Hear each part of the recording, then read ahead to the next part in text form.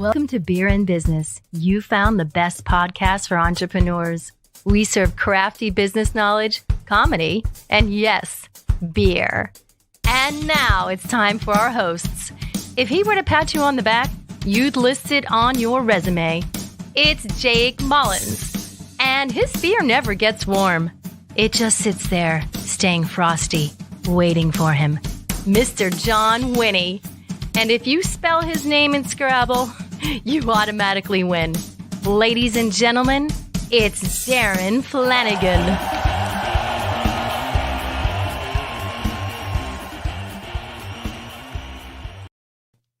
Oh, we are back. Darren, we're back in the studio. In the studio, and we have a guest in the studio again. We're in the studio? This is actually a studio, believe it or not. I was Trevor. looking for the bathroom. Well, you've actually stumbled into the Beer and Business podcast, Holy Trevor, crap. so thank you very much. We have Trevor Marks on the show tonight. You are the business development manager for Nerd Street Gamers, so Yes. appreciate you coming in. No problem. Yeah. Proud nerd here. Yeah, Proud nerd. Oh, and you have the E in many different forms there, which only a Yes. nerd would pick up. Yeah. Oh, It's wait like a minute. Cover one eye, Nerd alert. cover the other eye. Hide our power level so nerds can communicate to other nerds. That's right. I'm picking up what you're laying down. Yeah. Got a lot of stuff to get into with you tonight. I'm really Absolutely. fascinated about esports and this whole conversation. Is that what we're talking about? Well, first, what we're talking about is this delicious beverage that we've laid down in front of us. Yes. We're drinking the official beer, the Beer and Business Podcast, which is Line Creek Brewing. Mm-hmm. I got so excited when I saw Darren walk in tonight. He was carrying two very good beers. So Darren and I are actually drinking the next in the series of Total Consciousness. This is called Zero Gravity. It's a double IPA. This is a series that Line Creek puts out. Just delicious, man. Yeah, So I've good. been there a few times since they've opened. I think my high school here actually had our 10-year reunion at the Line Creek. And Well, is so I there got any to other sample place? everything. No, Why not? not at all. Not It's here. awesome.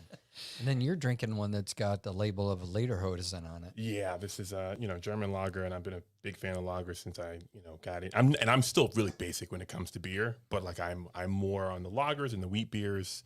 The IPAs. I'm kind of peeking into that. I have a lot of friends that swear by them, and they're like getting me sucked in. But I've sampled a lot of different stuff at what do you Line Creek. think? It's been really good. You like this that? is fantastic. It's not This that, is phenomenal. It's that Oktoberfest beer. Yeah, We had this that is- last week too. Yeah. This is Solid. It feels like fall. So that's like a real proper legitimate what they call Marzen, which means March, and that's the whole Oktoberfest beer thing. And really fascinating story I won't get into. But what I love about this particular beer is a lot of Oktoberfest when you drink them, I swear to God, I feel like I've swallowed a basketball. They're like they're so filling. Yeah. Like, it was good, but it wasn't worth I've it. worked with a lot of Europeans, and they like they expect that, and then they come over here and like, this is water.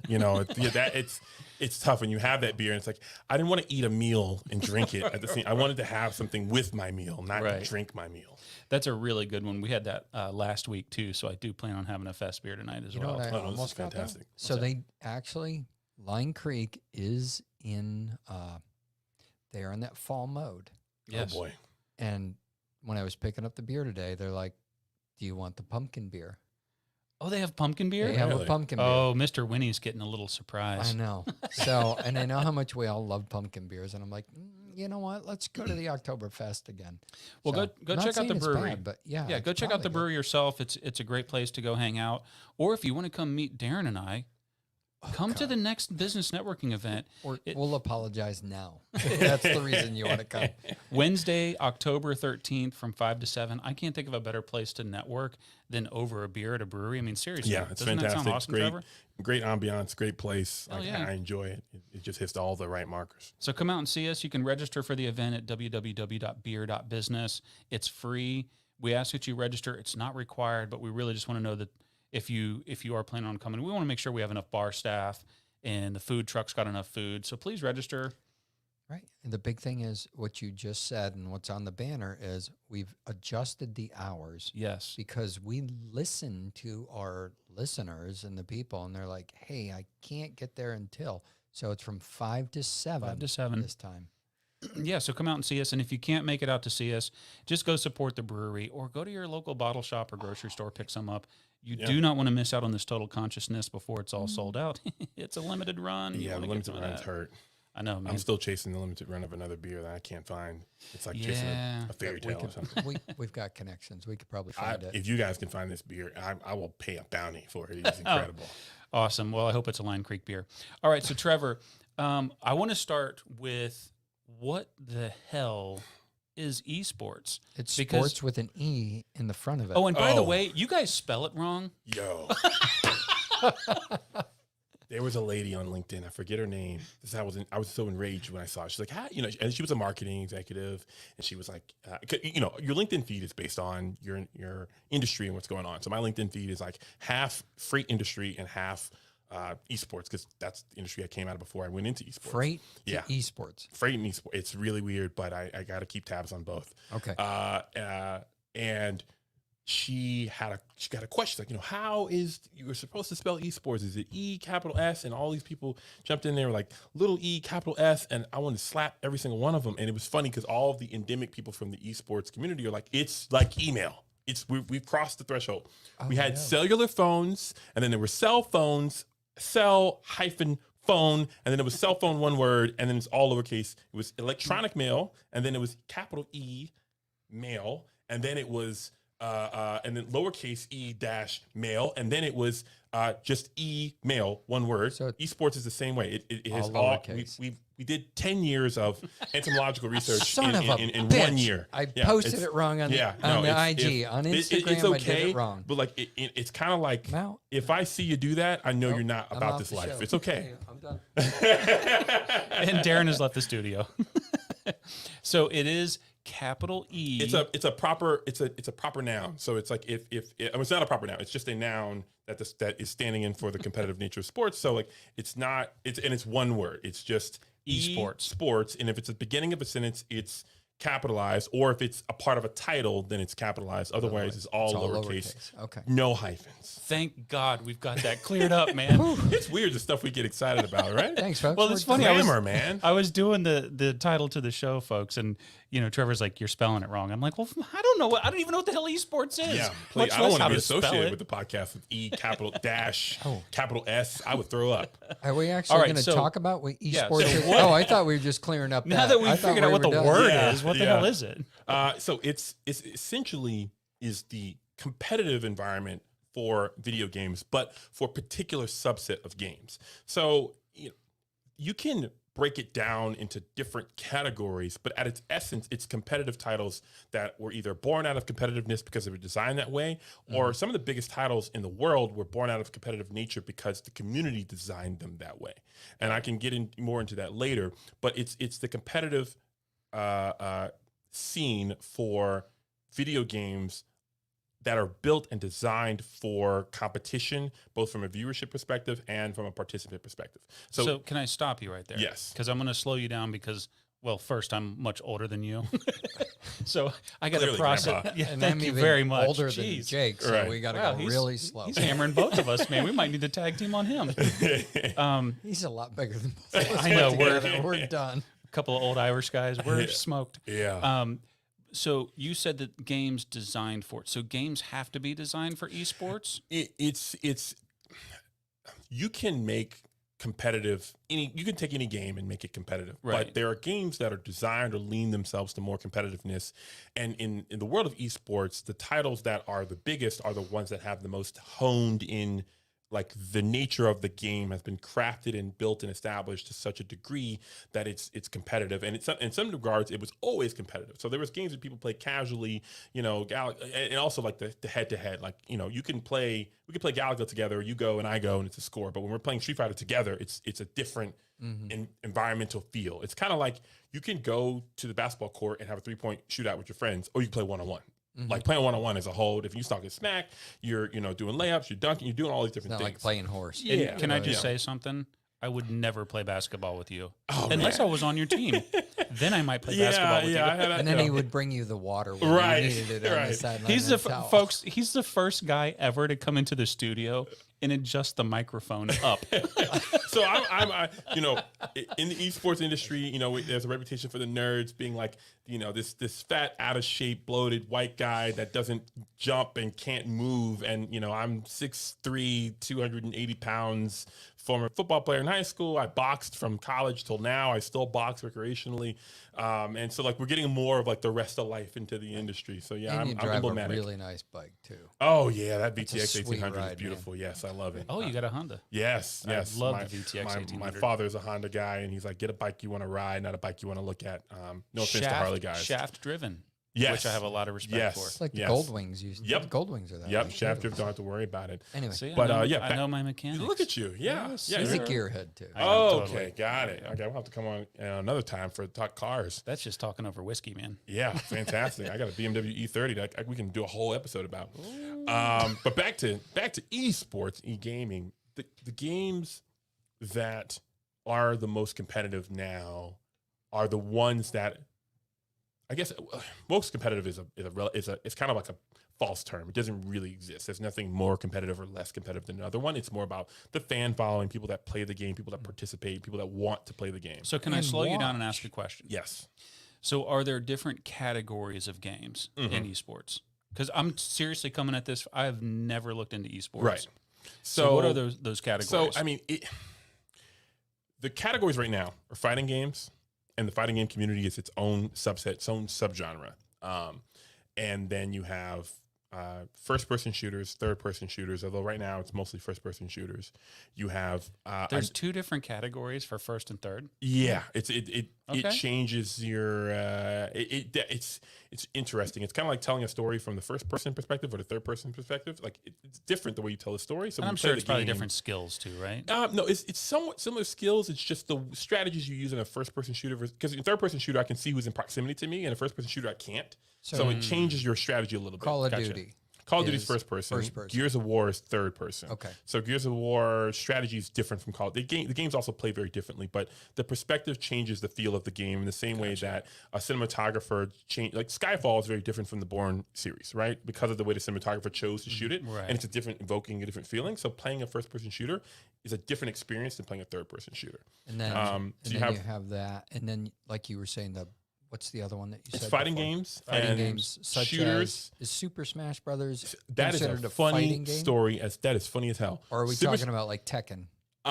Yes and no. So Okay. by definition, and the Smash community, if my friends see this, they're gonna laugh at me. They know what I'm talking about. It's a weird Dude, ass no, game. it's funny. Okay? No, it's I've like seen, I've it's like played East that Coast. platform. That's The beef between the Smash screwed community up. and the rest of the fighting game community is like the East Coast versus like New York versus the world. Like there was a point where New York This was is a mecca two of different hip-hop. like type of rappers going at it. No, what two you're different talking about. cultures. Yeah, like it's Okay. different. But what it boils down to is that Smash is a fighting game, but the community is so sequestered, and like they only play Smash and other arena fighters like that they don't really fit into the rest of the fighting games. And then also, like, if you play Smash at a high level, it's very difficult to jump to another fighting game They're because your skills don't crazy. translate. No. So it's not the same. So That's not like like saying Street Fighter or Tekken or yeah, it's like anything saying that. driving It's- Formula One is the same as driving World Rally Car. Like, yeah, Totally they take different. skill, but they're different. Right. So like, but a little bit What closer about than driving that. Grand Theft Auto? Is that the same? Grand Theft No, Auto. No, So hold on, no, guys, no, hold on. I was on for a second. You got me. Hold on, slow down, guys.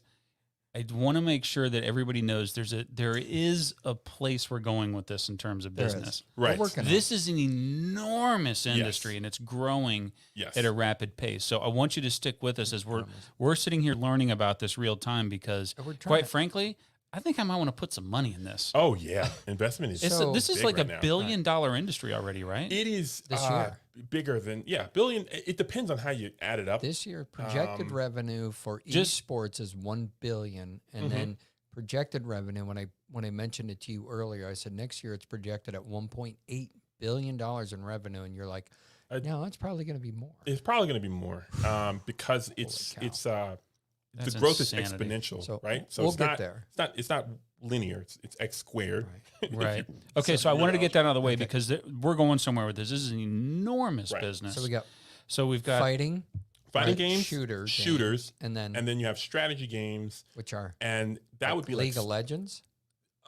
Yes. So League of Legends and Dota are what you call a mobile online battle arena. Now that name doesn't really mean much. It doesn't really describe the game, but that has defined games like Dota and League of Legends. Those games are mobile World of MOBAs. Warcraft? World of Warcraft is not a World of Warcraft does have a competitive side, but that is a more social game than it is But it's not competitive. strategy. It's semi. That is a MMO. And a classic MMO at that. That is the classic MMO. What's an MMO? An MMO is massive. Oh, man, see, these terms don't make sense outside the context because Call of Duty is a massively multiplayer online game, right? There's millions of people playing, and so is. But in gamer speak, right, in the gamer world, and I hate using that term because it's almost like That's okay. It's facetious at this point. But in the gaming world, and if I say, oh, I'm big in MMO, I'm assuming you're playing, what is it, Final Fantasy Online or Phantasy Star Online or World of Warcraft. That specific title where you're playing a character and you're leveling your character up and you're playing with other people has its own genre that is called MMO. Even though there are other titles that are also massively multiplayer online, culturally speaking, if you're talking to gamers and you say MMO, they're only thinking of one type of game. They're not thinking of all these other games that are also happen to be played online. But that's not a competitive title. But yeah, those are the big four: strategy, shooters, fighting games, and I guess the fourth one is like Rocket League. What's that? that would be sports. So sports would be the last one. So sports. Yeah. Is the So last one. FIFA, Madden, Really? 2K. That Just would be the like- last. I got to be pillar. honest with you, man. As a former race car driver, I'm a little pissed that driving's not its own category. Oh, so driving is, and I happen to be. Yes. You could be back Okay, in the so money. I had a You friend could of be- mine. All right, look, bring it back. You're Let's gonna talk. have to have the part two to this. You guys don't have enough time for me. I had a friend once that I love my boy Sebastian. He's another guy coming up esports. He said driving games are the country music of video games. I was like, I feel some type of way about that. Country music of video it's just games. like that's not. It's not accurate, but also it's not inaccurate. But esports related to sim racing is growing. That's like the fastest growing sector. That's the sector I'm most passionate about right now. And I'm pushing into that heavily. I'm dragging Nerd Street in there, All right, kicking and man. screaming. They're like, all right, Trev, like, you know this gearhead stuff. I'm like, bro, I got an E30. I got 2 project bikes. I'm going to build one of them, sell them for a 300. He's I'm got a getting into rig at motor his racing. house. He's got the whole rig. Yeah, we were over yeah, there one night, yeah. and he's like, So- "Hey, you want to try some F1 racing?" I'm like, "Yeah, we'll just play a little." And he goes, "Oh no, it's just hold real. on."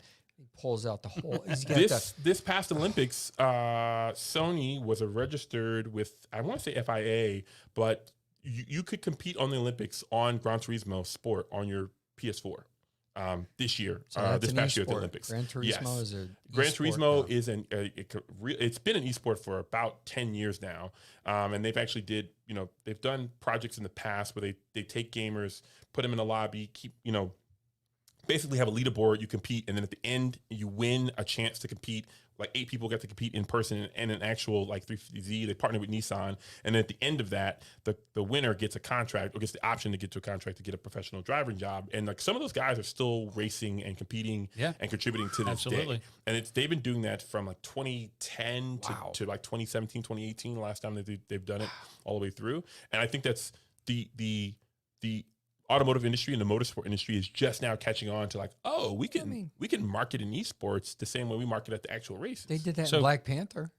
What do you mean? They were driving that virtual car. You know, she was sitting in the car, and then there was the girl back at the. Yes, that's one of those places where science doing- fiction starting to meet Shoot, science fact. right? We can actually That's do cool. that. Yes, I know. Yes, That's for real. I talked to a pro racing team. Can't mention their name, but they said we actually can do that. We actually have the ability to Please put you tell in me a it seat. wasn't a NASCAR team. No, it was not an NASCAR Thank team. God. It's just Le Petit Le Mans team.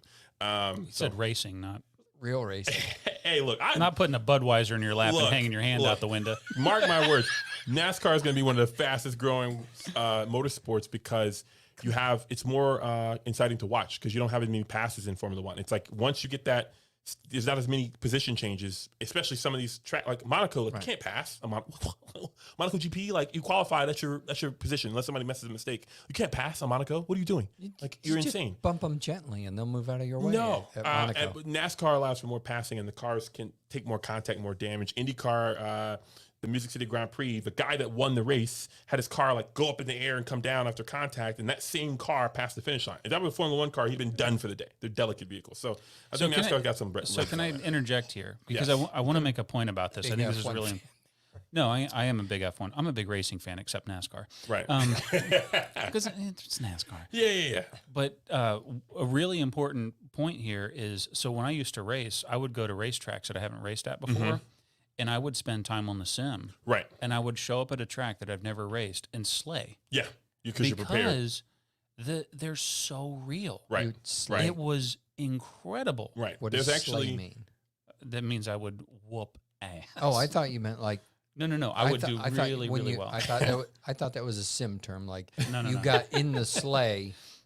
And they do kind of look like Built or slaves. They do. They look like slaves. Little was Santa gonna say. Claus. Right. Ching, ching, ching. No, That's what I was thinking. it's something that is emerging now, and we're getting to the space. You know, Lewis Hamilton famously recently said that the sim rig doesn't provide him anymore because you use so many more senses when you're in the car. You sense of direction, sense of speed, sense of momentum, but also he's like top 1% of 1% of 1% You of know races. why he doesn't have a problem? Because he's driving a freaking Mercedes. Yeah. And it's Well, technology, okay? yes, But right. Well, let's digress. but the- Well, hold on, go back. I Yeah. want to go back to this point because this is what I think is really incredible. Mm-hmm.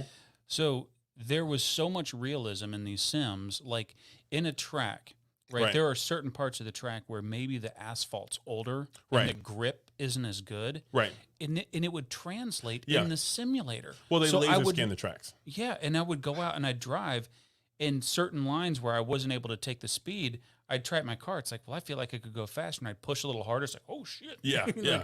it's not there. The reason why you pay iRacing is a subscription service for the competition. The reason why it exists is because they laser scan the tracks every season to have the most Yeah. realistic tracks. Really? Now there is something to be said. So one of the big things about esports is accessibility, right?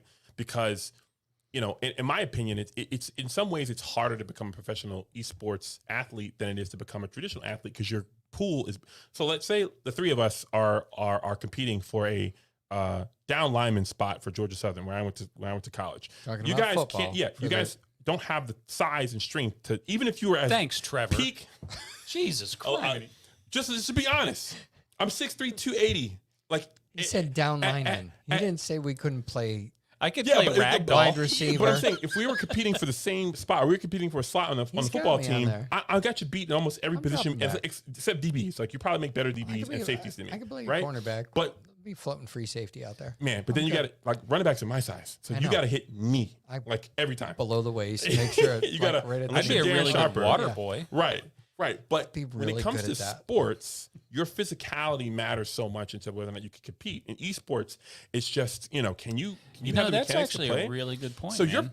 when you're playing Mm-hmm. in college and high school, you're only competing against the top 13,000 college students, et cetera, et cetera.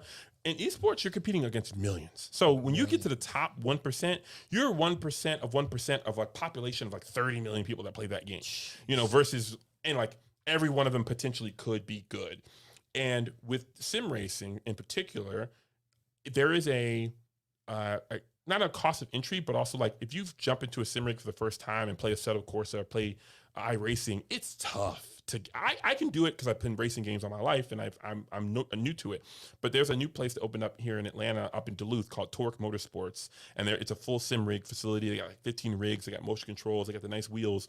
And I brought my friends up there, and I was like, look, if any of you guys can even get close to my lap time, I'll buy drinks for the rest of the night. I did not buy drinks for the rest of the night because they can't even get the car on the track. So that's a strike against the high-end sim rigs in terms of accessibility, where a game like Gran Turismo or Forza Motorsport is a lot more accessible because of the simulation model provides enough feedback, but enough leniency so that if you make mistakes as a young driver, you're not going to completely wipe out or do this. But if you do the right thing, you're rewarded for it and you'll get a faster lap time. So let's go. You just made a point that I think is actually What? That brilliant. you're going up to Duluth this weekend to jump in one of those? I'm actually booking it right now. No, you made a point that I think is really cool because one thing I hadn't thought about, and I'll be honest with you, I am as green on esports as anybody because I've never I like games. Right. As you know, I like racing sims, but I've never really. I know it's happening, but I've Right. never really looked into esports. But there's this thing where some kids like I'll give you a story. Okay, guys. I used to play hockey. I sucked at hockey. Okay. But there was a guy on my team. He was a captain of our team. We had a college club team. This kid at the time we were kids, 20s, young 20s. He was one of the best hockey players I ever played with. I mean, absolutely brilliant. He was 5'7" and maybe 165 pounds.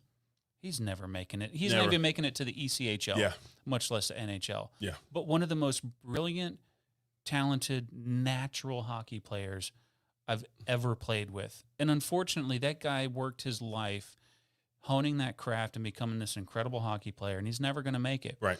But the cool thing about esports is it doesn't matter. If you spend the time and you hone your craft and you work on those skills, there's no physical limitation. I never thought about that. Well, and I think that's actually a really brilliant thing. Let's be really quick. Like, there is a physical limitation, people who have disabilities, and that is something that the industry is starting to look at. Logitech has Microsoft came out with the accessibility controller, and so there are people that are using the gaming as a tool for neurological disorders, people with cerebral palsy, people for that are coming back from brain injuries from car accidents, stuff like that, and using these to set this up. And I say that because one of the most famous fighting game players right now is a guy by the name of Brawley Legs, and he has some kind of he was born, he has like very short legs and arms, and he plays mostly like with his face and his hands, and he's competitive. Like, he would destroy me in Street Fighter. Like, I don't have a chance. Like, I don't understand.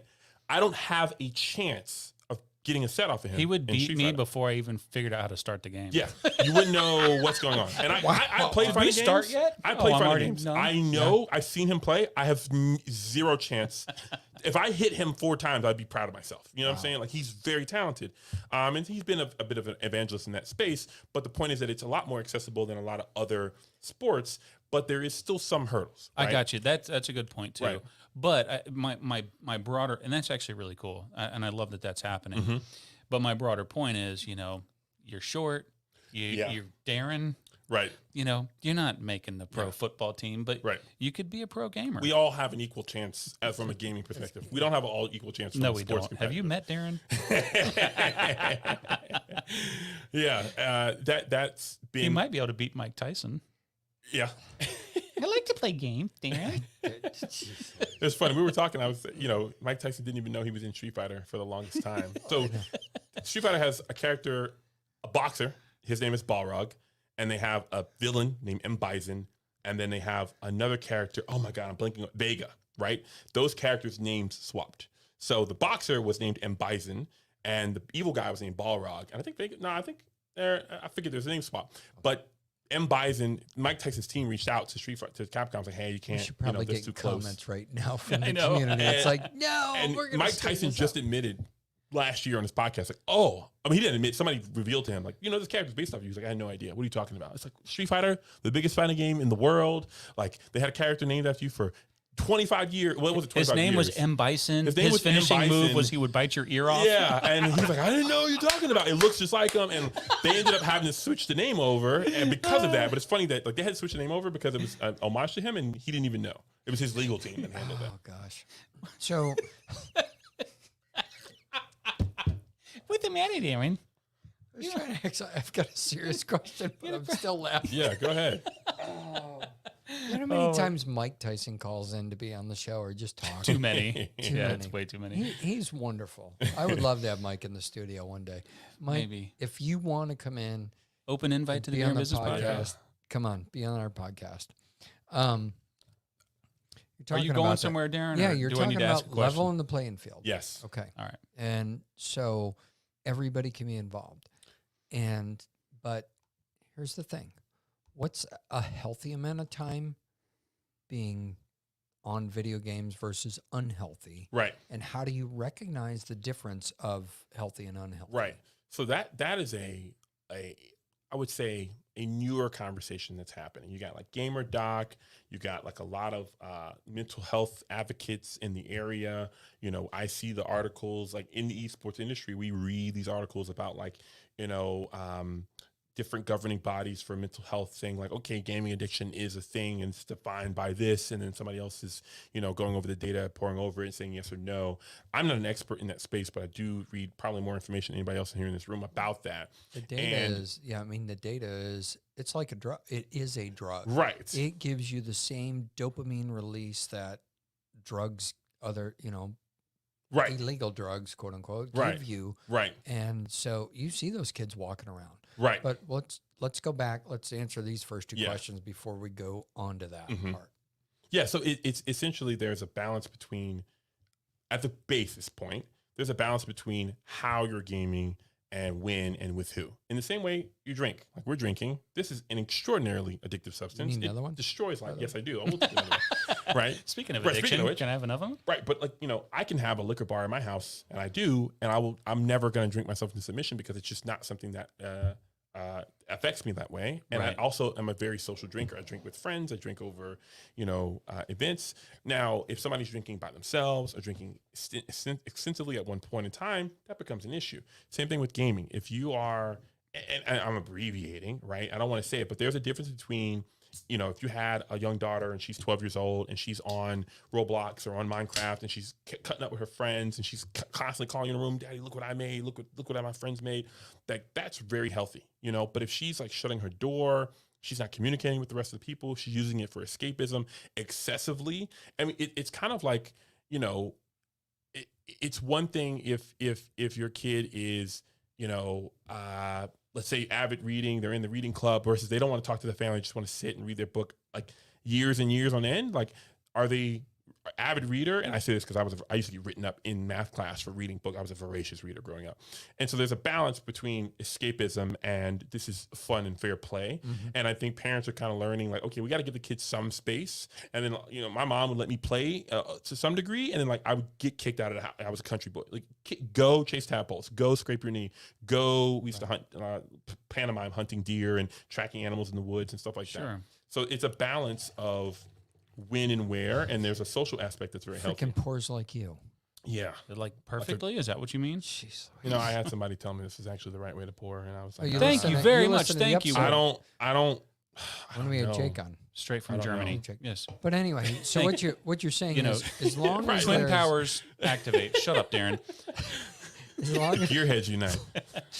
Well, let me actually compound on that a little bit because it's a healthy community versus a non-healthy community. Well, and what she's saying is, look at what I've done, look at what I've built, and I'm having this hold healthy on. social engagement. Right. Hold on, before with we even people. get to that. Okay. I think this is a really important point, especially for parents, right? Yeah. The games that are available today are amazing. Yeah. I mean, they are amazing. I got to be honest with you. I wish I had the fucking time to play them. Yeah. I mean, my brother came up for Christmas, and I had some time that I was able to take off around Christmas. And he said, "Hey, have you played the latest Call of Duty?" And I'm like, "Of course not. I haven't played a video game in forever." And he's telling me about it. And I'm like, "Let's go download it." Right. And we played it for days. And of course, we finished the game. It was so immersive. It was, I got to tell you, it was way more enjoyable than watching a movie. Yeah.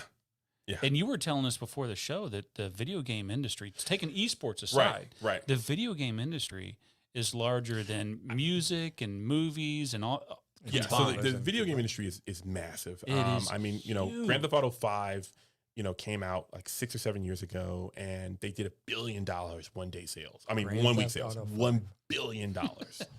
Billion. Almost. With a B. Almost like Launch and Go. Right. Wait, no, Really? never mind. That was $1. Let me go check my Sorry. bank account. We're missing a lot of zeros. And so I think a better way to describe esports is that esports is the monetization of competitive video games. Like it's the monetization and broadcast and hosting of the tournaments for competitive games. And it's a branch, it's like an offshoot of gaming, Right. but we're like 3.5%, 5% But growing of what we're doing. growing rapidly. But I'm going to go back So to the let's go whole, back, yeah. Yeah. going back to the whole point of the Healthy gaming. You yes, got hooked. exactly. You Yeah. got hooked in 3 days. You said you and your brother downloaded the game, Yeah. and We had time off, but we'd spent a lot of time playing Yeah, it over but the you- 3 days. Right. in It was- 3 days you were like, Oh engaged. yeah, Yeah. it was awesome. Well, I mean, it was so cool. There is a element to the way that they design the games to kind of like it's almost like a Skinner box in some degrees, where it's like it's designed to produce dopamine on like these scheduled things. And you have some games, especially the mobile games like Candy Crush, that are like a little bit more engineered. But again, it's like I could play Candy Crush for 5 minutes and like not touch it again for 6 months, where somebody will be there paying for 100. So it's a What's balance. your secret? I like good games. It's Candy Crush. He'd rather go on to something. He knows the good games. I play Dota and Counter-Strike. I'm a masochist. Those games can be difficult to play at a high level. So it's a balance, and we're learning more about it. We're discussing it. Overwatch got in trouble in Belgium. In the European Union got in trouble. It's a fun game. because they have loot boxes in the game, and the kids can participate in it. And they were like, "This is gambling targeted kids," and Overwatch. Blizzard Activision's like, "Oh, it's not gambling," and Belgium's like, "Yeah, okay." No. And so they go back and forth, and that's part of the monetization of it is the skins. That's the way you get money in the game, the microtransactions. That's what Fortnite and what the hell's the other Yeah. one? The PUBG. They're free. Yes. And they make their money. Hold on, free. Right. I know. Okay. Huge They air make their quotes. money until, blow you guys' but mind. they You're not ready for this. freaking nail you with You're their not ready. Shut up, skins Darren. and You're not everything. ready Shut for up. Ooh, getting goosebumps. Trevor's The first getting. Lots of NFTs were What's an video game NFT? skins. What's an NFT? Where you guys been? You guys, Dude, we're old. Look at Come my on, hair. man. What is an NFT? cryptocurrency, Oh. non-fungible tokens. Okay, Oh. okay, The gotcha. new hot Thank stuff that's going on right now. Gotcha. Okay, I'm with you. The whole idea of you buying this digital thing that you own, Valve Valve. established a lot Steam. of that. Yeah, Steam is the platform. Valve is the company. Valve, yeah. Right, they play on words. Yeah, Same thing. So Steam is the product, Valve is the company, and they released Counter-Strike skin. So basically, playing the game, your gun has a weapon skin. You can, the unique thing about Valve, the reason why they are the first NFTs is because if I'm playing the game, Fortnite, dude. right? Fortnite is a closed loop They system. were- So they you're were- buying what was the other one? cosmetics. Forever. Something. Right. What the hell was it? You're going to let me struggle, aren't Let you? him finish.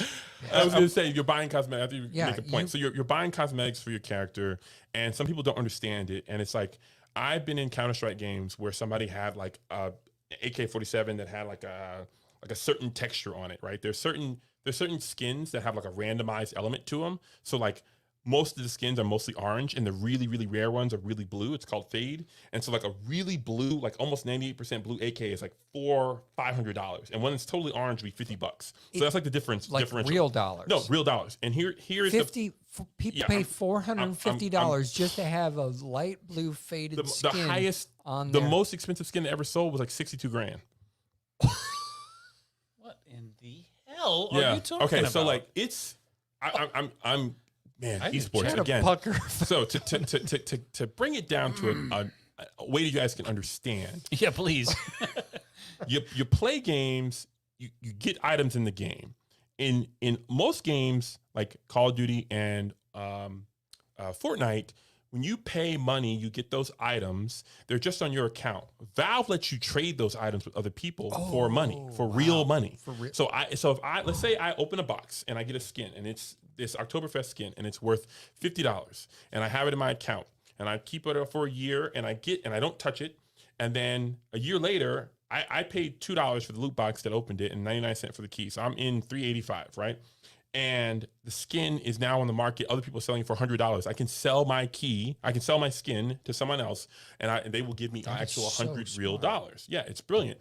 And then Valve makes money when you buy it and you sell it. So they get Transactional fee. oh my They god, get a cut off of transactions. that. It's crazy. It's crazy. It's like magic cards. Yes, and then the person who designed the skin, because Valve does not design the skins, so like you could design the skin and you get 5 Right. cents, 6 cents, I don't know what it is. You get a percentage or a little bit of money every time it's bought and sold. They just had a recent Counter-Strike skin competition where it was $1 million. They were literally giving away $1 million. They're like, we're 10 skins. Each person that makes a skin, we give you $100K. Like straight up, give you $100,000 if your skin makes it to the game, and that's the competition. We're trying to get 10 skins. Wow. Crazy. So It's pretty cool though, because now you're actually tapping into somebody's creative ability. correct. So But the value of the skin, and the reason why I say they're the first NFTs, because we have all these NFT projects out right now. There's CryptoPunks, and it's like all this stuff in the crypto space. And people are like, what is it? I don't understand. When I play Counter-Strike and I have a nice skin, somebody goes, yo, bro, I'm digging the AK skin. That shit's hot. And it's like, or like, it's kind of like, I'll let somebody pull out a knife and like, yo, that knife is sick. Like, how much is that? Oh, $90. Like, bro, I'll buy that off you right now. It's kind of like if you have friends that are sneakerheads, like they have all the newest Jordans and newest Yeezys. Like, I'm not a big sneakerhead. I wear size 15, so I can't freaking buy they don't even make my shoe size everywhere. So that killed me on sneakerheads I saw one earlier. It had a little Ford logo on it. Johnson outboard on the back of it. That was me. But no, the sneakerheads. So I get it. I mean, it's fashion. It's pop culture. It's fashion. It's pop culture. It's styling. It's something that's cool. And the more you're invested in the game, the more likely you're to pay for these skins and items. Now, that doesn't translate to all esports games. But skins do not improve your performance. Absolutely not. They just make you look. Yes. It's the bling. Yes, correct. Okay. It's the bling. And is so the bling still, is that a word these days that people use? Or are we done with that? Facetiously, yeah. So my first exposure you could to say this, no. No, facetiously, yeah. Okay. Yeah, facetiously, yes. So my first exposure Lil Wayne was the first one to say bling bling, by the way. My friend was talking to me about his kids, and they had Fortnite, and they were, a free game. I'm doing big air quotes again. And the kids were buying dances. So I'm asking the kids, I'm like, so what do these dances do in the game? Yes. Well, they're you flossing. dance in the game. And I'm like, so what does that do? Like, is it... And they're like, nothing. It's just a dance. It's akin to Yu-Gi-Oh cards when you were a kid, and Pokemon cards. Like, what the hell does a Charizard card do for you at 10 years old? Absolutely nothing. Most of us didn't even play the game. We just collected them. I'll see your hold on. I'll see your floss dance in the virtual world and raise you a garbage pail, kid.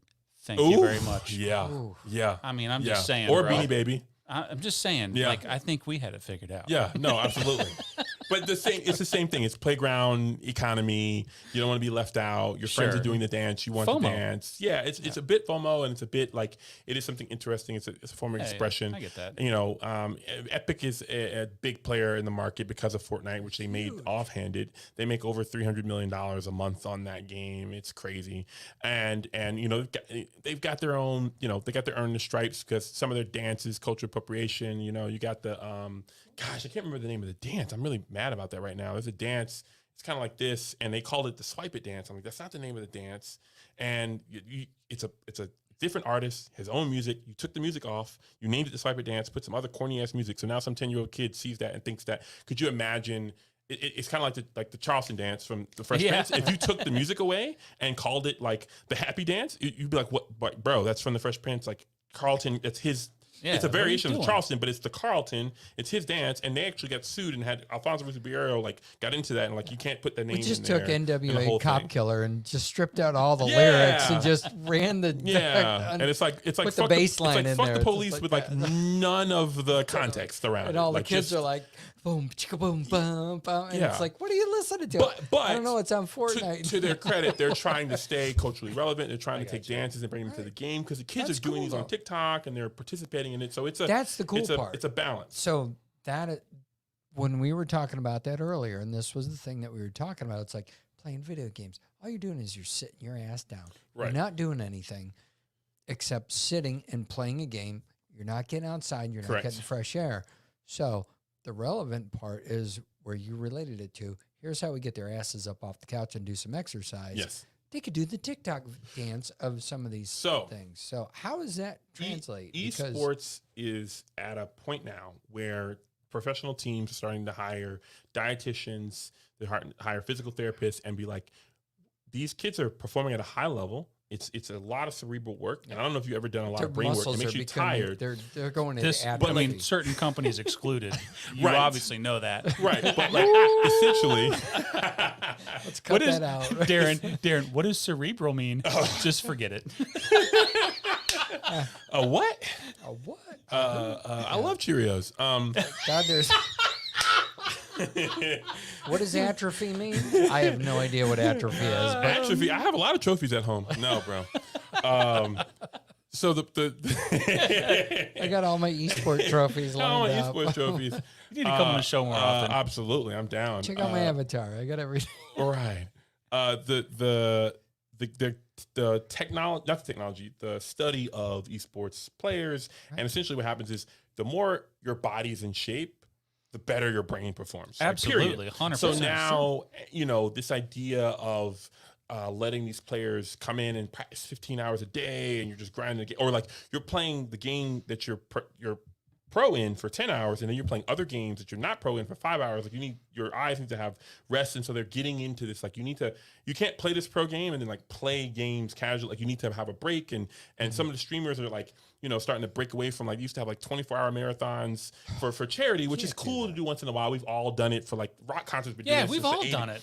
I'm playing Pac-Man for 24 about doing that hours. yesterday. I mean, Pac-Man for I can't 24 even hours. stay awake for 24 hours. In our youth, we've all done foolish things in the name of like an event or something, right? Used to have hold your pee for a weed contest on radios, all kind of crazy stuff. The The 80s and the 90s. Bladder bus. At Florida State, we did bladder bus. Yeah, that's you go to the pub. No, it's freaking crazy. First Drinking, person I'm good. I don't want to pee myself to win a car. Anyway. Exactly.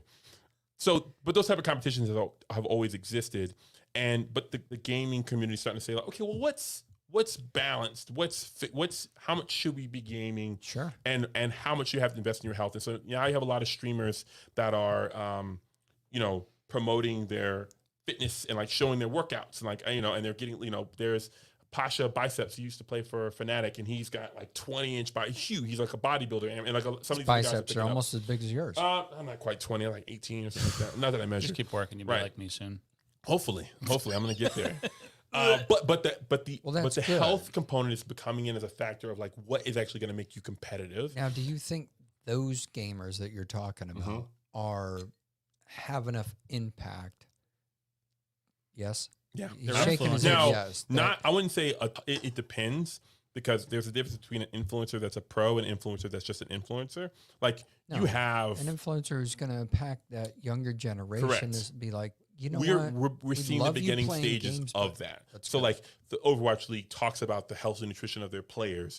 Different players in different leagues and different organizations are saying, hey, we're setting limits on what the players can, on how much they're playing, and we're working on our calendar to make it more equitable for them. We're trying to get, they're getting in the weight room. It's a comprehensive thing. So it's starting to, as the time progresses, when you join an esports org, you're going to get, dedicated, you're going to show up here for workout, team workout at this time. What do you mean? You're going to the gym to work out. I thought we were playing. Yes, this is part of what makes you better. You have a chef that's cooking you healthy meals 3 times a day. You have snacks. You have water hydration. You have to, measure your blood pressure. Like, they're going to start taking care of them more like pro athletes. The thing is that in a pro athlete, it's very... Spending a night drinking and then going and boxing is a bad idea. Spending a night drinking and going playing an esports competition, also a bad idea, but the effects are a lot less easy to discern. And so we're getting to a point where discerning that balance between a healthy lifestyle and gaming at a high level. Well, if you think about it and you translate that over to physical professional sports or in amateur, sorry, don't mean to exclude it to just physical, but I mean, it's like, you watch F1 racers, you watch anybody playing football, baseball, whatever. Part of everyday workout is reaction time, right? So it is constantly, you got the blinking light board in front of you, and you're tapping all these different colors, and you're doing this and that, or they're throwing crap at you, and you gotta duck and dodge, right? And so I get that, where there is that physical, okay, I got my hands on the controller. Now, I don't know, controller versus keyboard. Yeah. There's 2 different. Yeah. That's it's a whole different field we're not even going to go into. But that connection between your brain and what your fingers are doing, that's a reaction time. So I completely understand where you need to get your ass out there. Yeah. And also, there's a lot of it's like some of these games like Dota and League. Dota's a lot more complicated than League. Dota is actually one of the most difficult games. It's on like they did a graph. They measured games like is super freaking fun by like difficulty, and Dota is like on the line of where it's so hard it's almost not fun, and it's funny, and it's definitely like that. But that game is like doing chess with like 10 other people at the same time, like playing 10 levels of chess.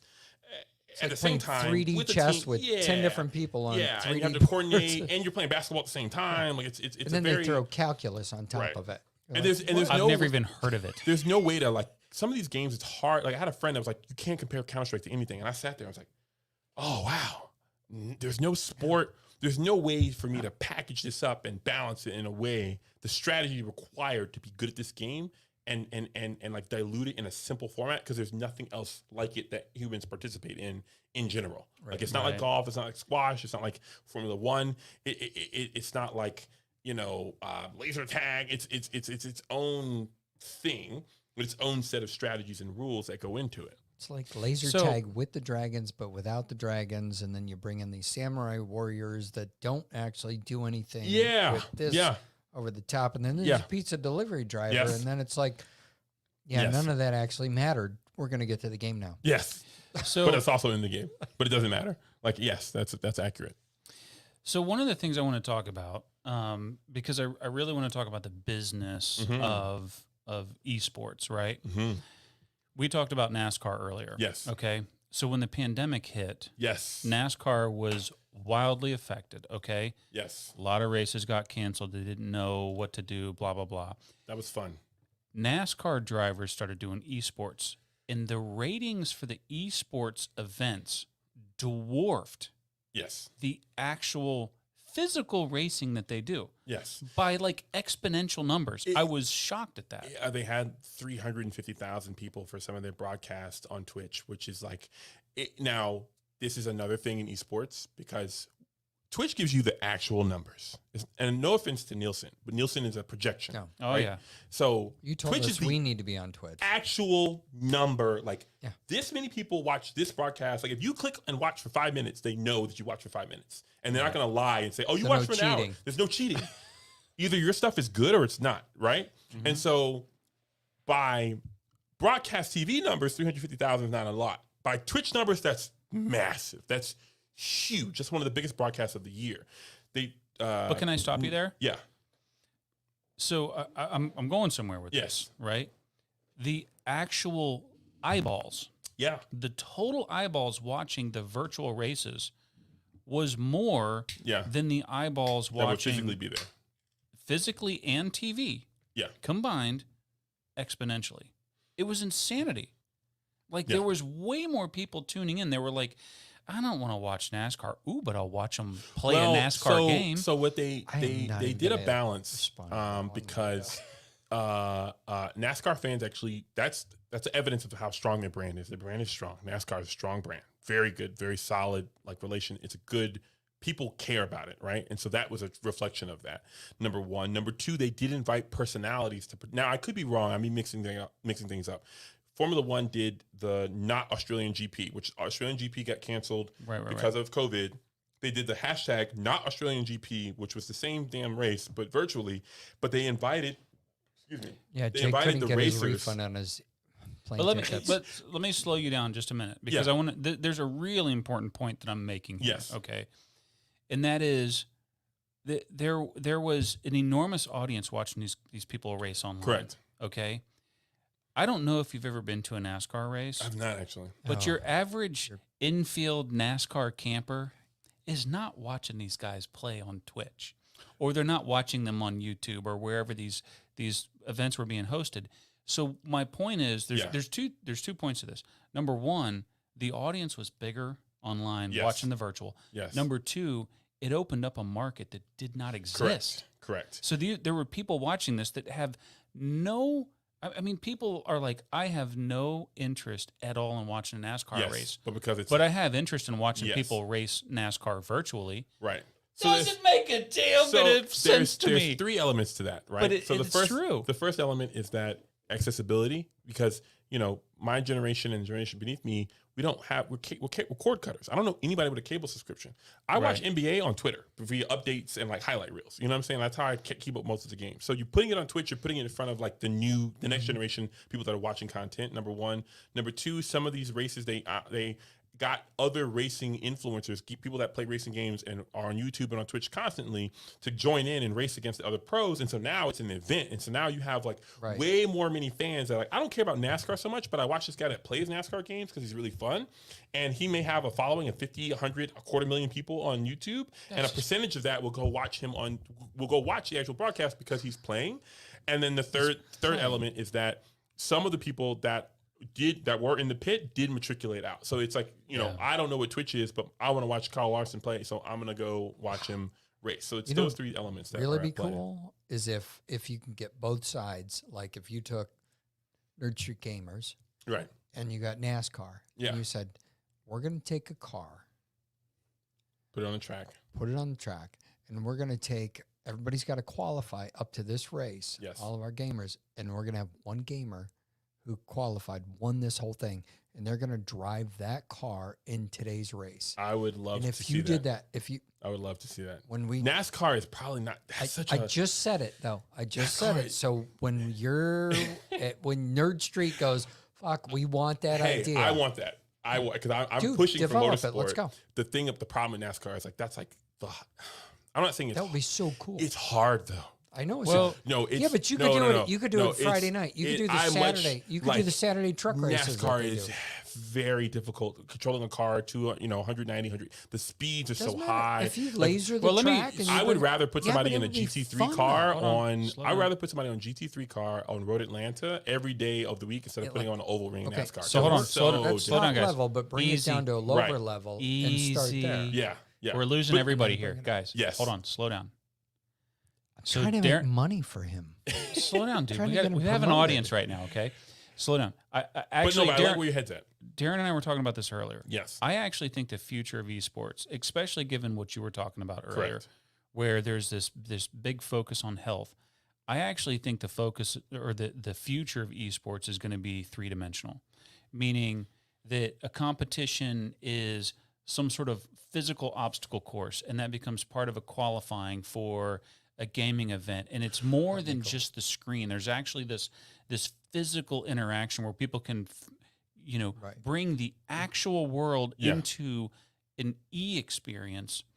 And I think that when that happens, that's when you're really going to see esports go from this exploding industry to one of the most dominant forms. Be Well, like I mean, using of an entertainment. Oculus. Yeah, Right? I mean, Right. we are in the industry. VR gaming, AR gaming is definitely. We know that it's going to be somewhat of the future. It's just like how and where and what, and there are people experimenting in that space. So like we're all aware of that, Yeah.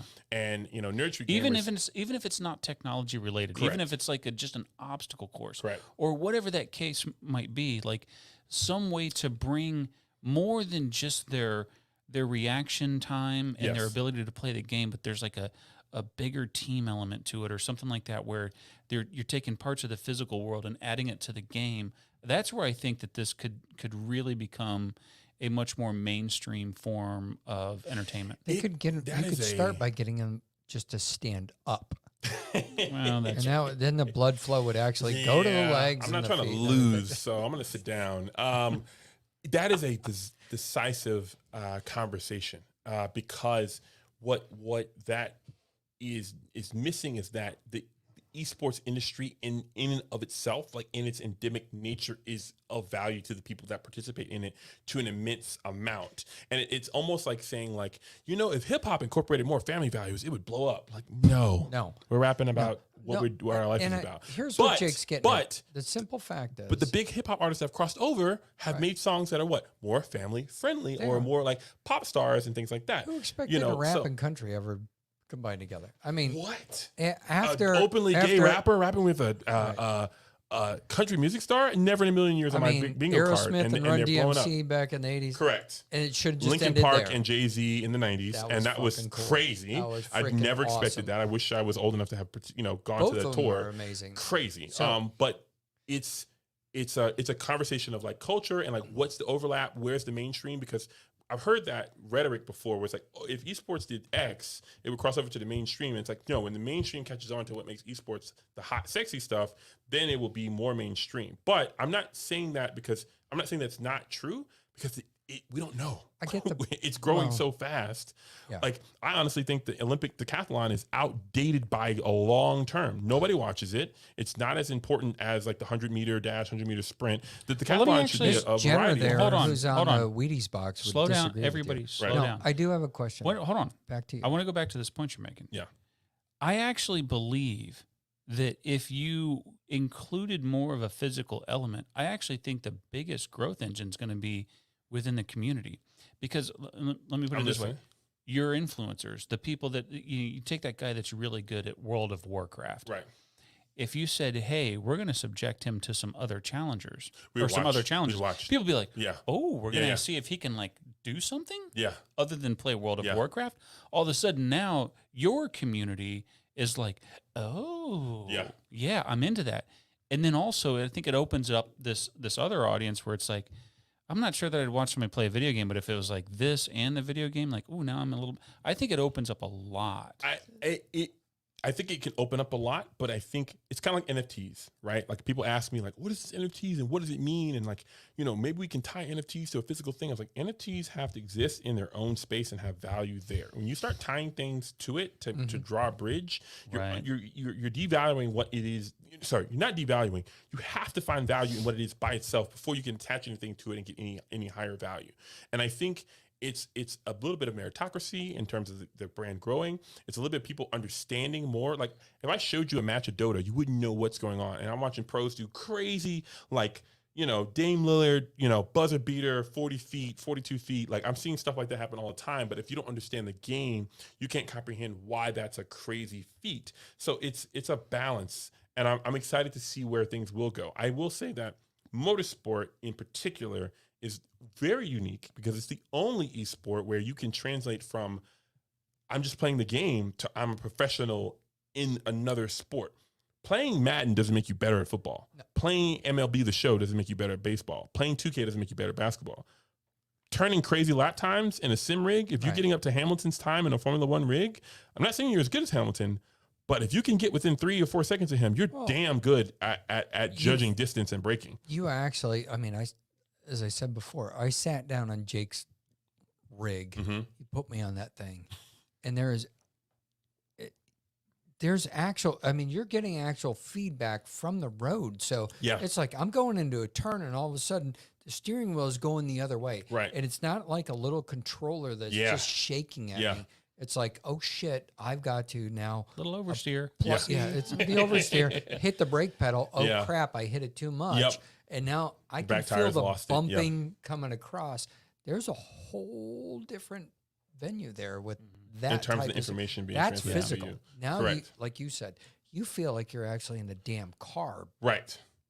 But I want to stress that without esports does not need to have a physical component to cross over to the mainstream. That's the main thesis I totally agree with you on that. I totally agree with you. But I really think that, it's, I think there's kind of based on what you told me, I think the industry's already realized this. There's kind of a higher ethical standard that people are really trying to think about. Like, how do we compensate for the addictiveness of these games? Correct. How do we get people active? How do we bring physical activity and physical fitness and health as it part may of just this? happen to be that I've done events for the past 6 years. Let me.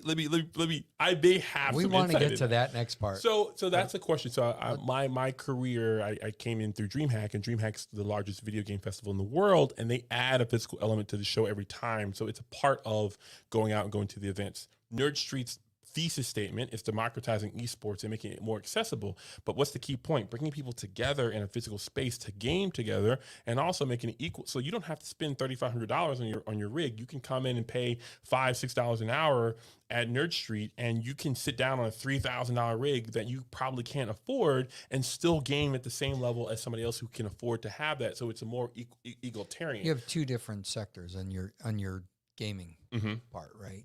So you've got this where you can go in physically and play, and then you also help promote and set up events for the big stuff. Correct. So I want to get there, but I want to put that on the back burner for a second because I want to get back to what Jake was trying to get to, where there's this crossover of people getting up and being a little more physical, not eating the Doritos and the double Mountain Dews to wash it down with. Yeah. But like you said, you're trying to get them to do some physical activity. Yes. But you don't want to shun the people who really aren't. Right. If you can't compete, like if you can't do the obstacle course to get to the level where you need to. But on the other hand, there's a lot of gamers out there, you've played with them. You're like, I know this motherfucker is just sitting there. Or even if it was like a physical qualifier. I mean, I think that there's an opportunity to bring done thumb wrestling at least to win. That is what we're ideating is something that's ongoing process that we're experiencing in esports. But I want to make sure I'm stressing that it's not necessary, but we're still pushing in that direction. So we're seeing something happen in that space. And as more, even myself getting on this podcast, as I grow and build out in this esports space, I'm a gym rat. I stay in the gym, I fight, I box. I'm not saying I'm a tough guy, but I like to do it. Gonna even try to like So going back like 10, 15 years ago, like the big buzzword in corporate America was corporate social responsibility. Correct. Right? So it was, what can we do to better the world? What can we do to better the environment? All these kind of things. And I think that the esports and gaming world in general, not just esports, but kind of lumping in the entire gaming industry, I think that everybody recognizes, right? Correct. That some of these products are so flipping. I'm not saying this in a bad way. Right. They're so amazing. Right.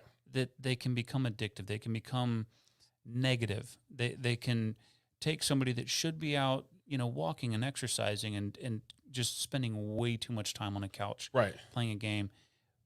I think that the industry realizes like we gotta foster better behavior, more activity. The key is community, and that is something that DreamHack is very big on, that I learned experiencing going there. That's something that Nerd Street's very big on, and fostering that community, because that's what keeps things from getting stagnant or in a bad way. And that's also what makes it a lot more fun. It's so much more fun.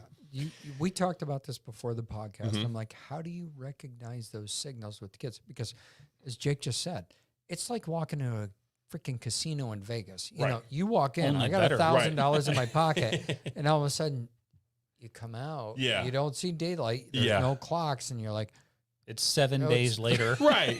I haven't slept. Holy shit, I'm on a Hunter S. Thompson trip. Right. But it's a balance. It's a balance. There's community. It's a balance. There's community, communication, and participation, and like where and how, right? So like I would lose sleep at night staying up playing games, but also reading books. And we would say that one is more healthy than the other. And I will argue that reading books provides a lot in terms of comprehension and reading, and a lot of things that some games don't necessarily provide. But it's still not healthy to stay up till 4 o'clock in the morning when I got to be up at 7 reading a book just because I can't put it down. So that's a case where, like, even though something I'm doing is positive, has negative ramifications on my ability to stay attention and stay awake the next day because I've been staying up all night to read this book. And so it's about, like, my mom saying, hey, lights out at 10 or 9 o'clock, put the damn book down, or take the book. Because your body needs sleep. I'm saying your body needs sleep. But on the same token, though, like you could sit there and say, well, reading books is better than playing games. Well, I don't know that that's true, because not if you're staying up all night. Some games, like if you're sitting there talking about a game, you were describing it like playing chess against 10 different people. Like if you get good at that, like you're figuring out some shit, man. You're getting good at problem solving. It's the visual stimulation that's hitting your brain in the wrong spot. Well, I'm just talking specifically that's about where it's not good. No, I get that, but I'm just talking about you say, well, what's better? Well, I don't know that I know the answer to that. And one of the key points it's a key ethical question. One of the key points about gaming that's really important for kids to develop is that we understand that it's important for children to be able to develop in spaces where parents are not present. Like, kids have their own social hierarchy on the playground. 100%. That also happens in the gaming space. I have a friend of mine a recent friend that I made, a colleague in the esports industry, and he told me that his daughter taught herself to read on Roblox. And I was like, what? He's like, she was 6 years old. No, she was reading at a higher, like they were showing her words like discombobulate or like confusion, and she knew what the words were. And he's like, I never taught you this word. How'd you know that word? Oh, well, somebody told. She was on Roblox with other kids her age or older than her, and they're telling her, it is crazy, but they're communicating with her. She doesn't understand what they're saying, so she's asking questions and learning what do these words mean, because these multisymbolic words are what she needs to communicate with the other players. So now she's in a space where she's learning, because learning these words is what's going to help her advance in the game and communicate with other players. And that's like a critical part of child development that is integral to a student. Like, you have to let kids be kids without adults interfering. And gaming provides an opportunity to do that. So when you have kids bonding, or like, we're playing the game together, bro, you're out of position. No, I'm not. Well, you are, but how do I convey that to you? Or you're mad right now. Do I let you be mad? Do I say, hey, you're mad? You're squashing my time. Or like, hey, bro, we'll circle back next time. Or like, if you're consistently mad, like, hey, bro, you're constantly mad all the time. We can't deal with that toxic nature. Or boot you out. You know what I'm saying? Or communicate. So never did I realize that supercalifragilisticexpialidocious was a sight word. But now we know. Now you know. Who knew? Who knew? That's So, pretty great. incredible So, right there. yeah. That has a lot of positive impact on. But how do you recognize that without, like, you know, You you're just got to gonna be pay over your attention. kids' shoulders. You got to So pay when you're- attention to your kids. You got to pay attention to Yeah. how they're What if playing. they're not letting you? So let me ask you a question, because we're like hour and 10 minutes Oh, in. we're still Yeah. going. and I have a couple of We got really another- important things that I Yes. want to talk Hold about. on 1 second. For those that are listening to this podcast, I guarantee we at least have another 30 minutes. We're in it to win it tonight. We've I'm got down. so many So we questions. were talking about kids, right? Yes. So one of the things that I'd like to know. So I happen to have one of my boys is really good at video games. Like Yes. I watch him. He plays Mario Maker, and I watch. Not Levi. No, it's not Levi. I watch him play Mario Maker, and Yeah. it's like watching an artist. Yeah. I'm like, what the Yeah. hell are you doing, kid? Because I played Mario Brothers Yes. when I grew up, and I watch him play this game, and I'm like, oh my god, And he's dude. making his own levels and stuff Oh, like that. dude! Yeah, it's I crazy. mean, he's on a level that I don't even understand what the hell he's doing. yeah. So if I'm a parent and I've got a child that's really good at video games, what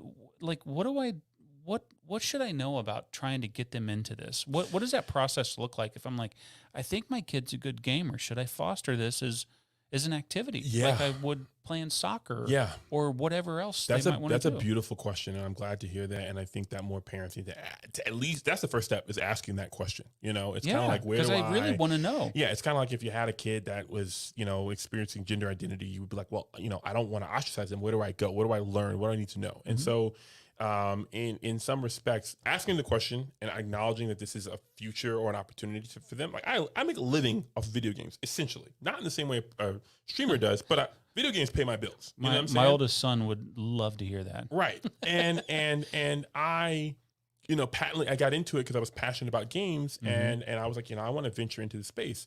So I think the first step is to kind of, first of all, you want to make sure that you are not demonizing the gameplay, because when you demonize gameplay, you're creating a rift between something that is rewarding to the kid and my parents don't like. And so now I'm less, I don't want to say less likely to listen, but you want to pay attention to how they're playing and what they're playing. And you need to set rules and boundaries. Like, bro, you can't just play 6 hours on a Saturday. Like, I'm cutting it off at 4, get the hell outside, go run and play. That's fair. My parents did it. You still have to be the parent.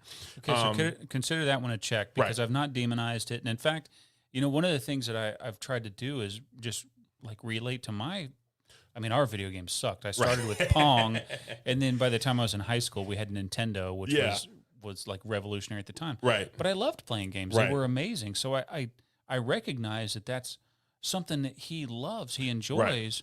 So I try to foster it, but at the same token, like dude, staying up there all day on a Saturday, like that ain't good, bro. Yeah. We need to get outside. Yeah, no. and- So I think that the way to kind of communicate it is kind of like, if anything else, if your kid was interested in basketball and he wanted to eat, you know, drink soda and eat chips, you're like, hey, bro, this is not gonna make you better at basketball. It's also not gonna make you better at video games. Like, hey, you want to be making better level design, you know, these apples and these celery is gonna help your brain work better than these chips and this drink. Like, you got to start. Why have I never thought of that? You are a brilliant man.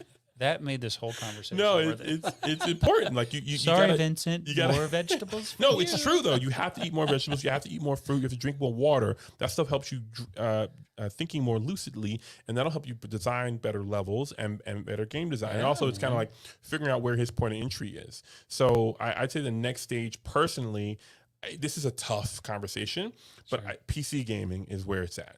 I love consoles. Consoles are great. There's a limit on your I don't want to say there's a limit now, but PC gaming opens you up to the world. Like, you can design the games, you can modify games.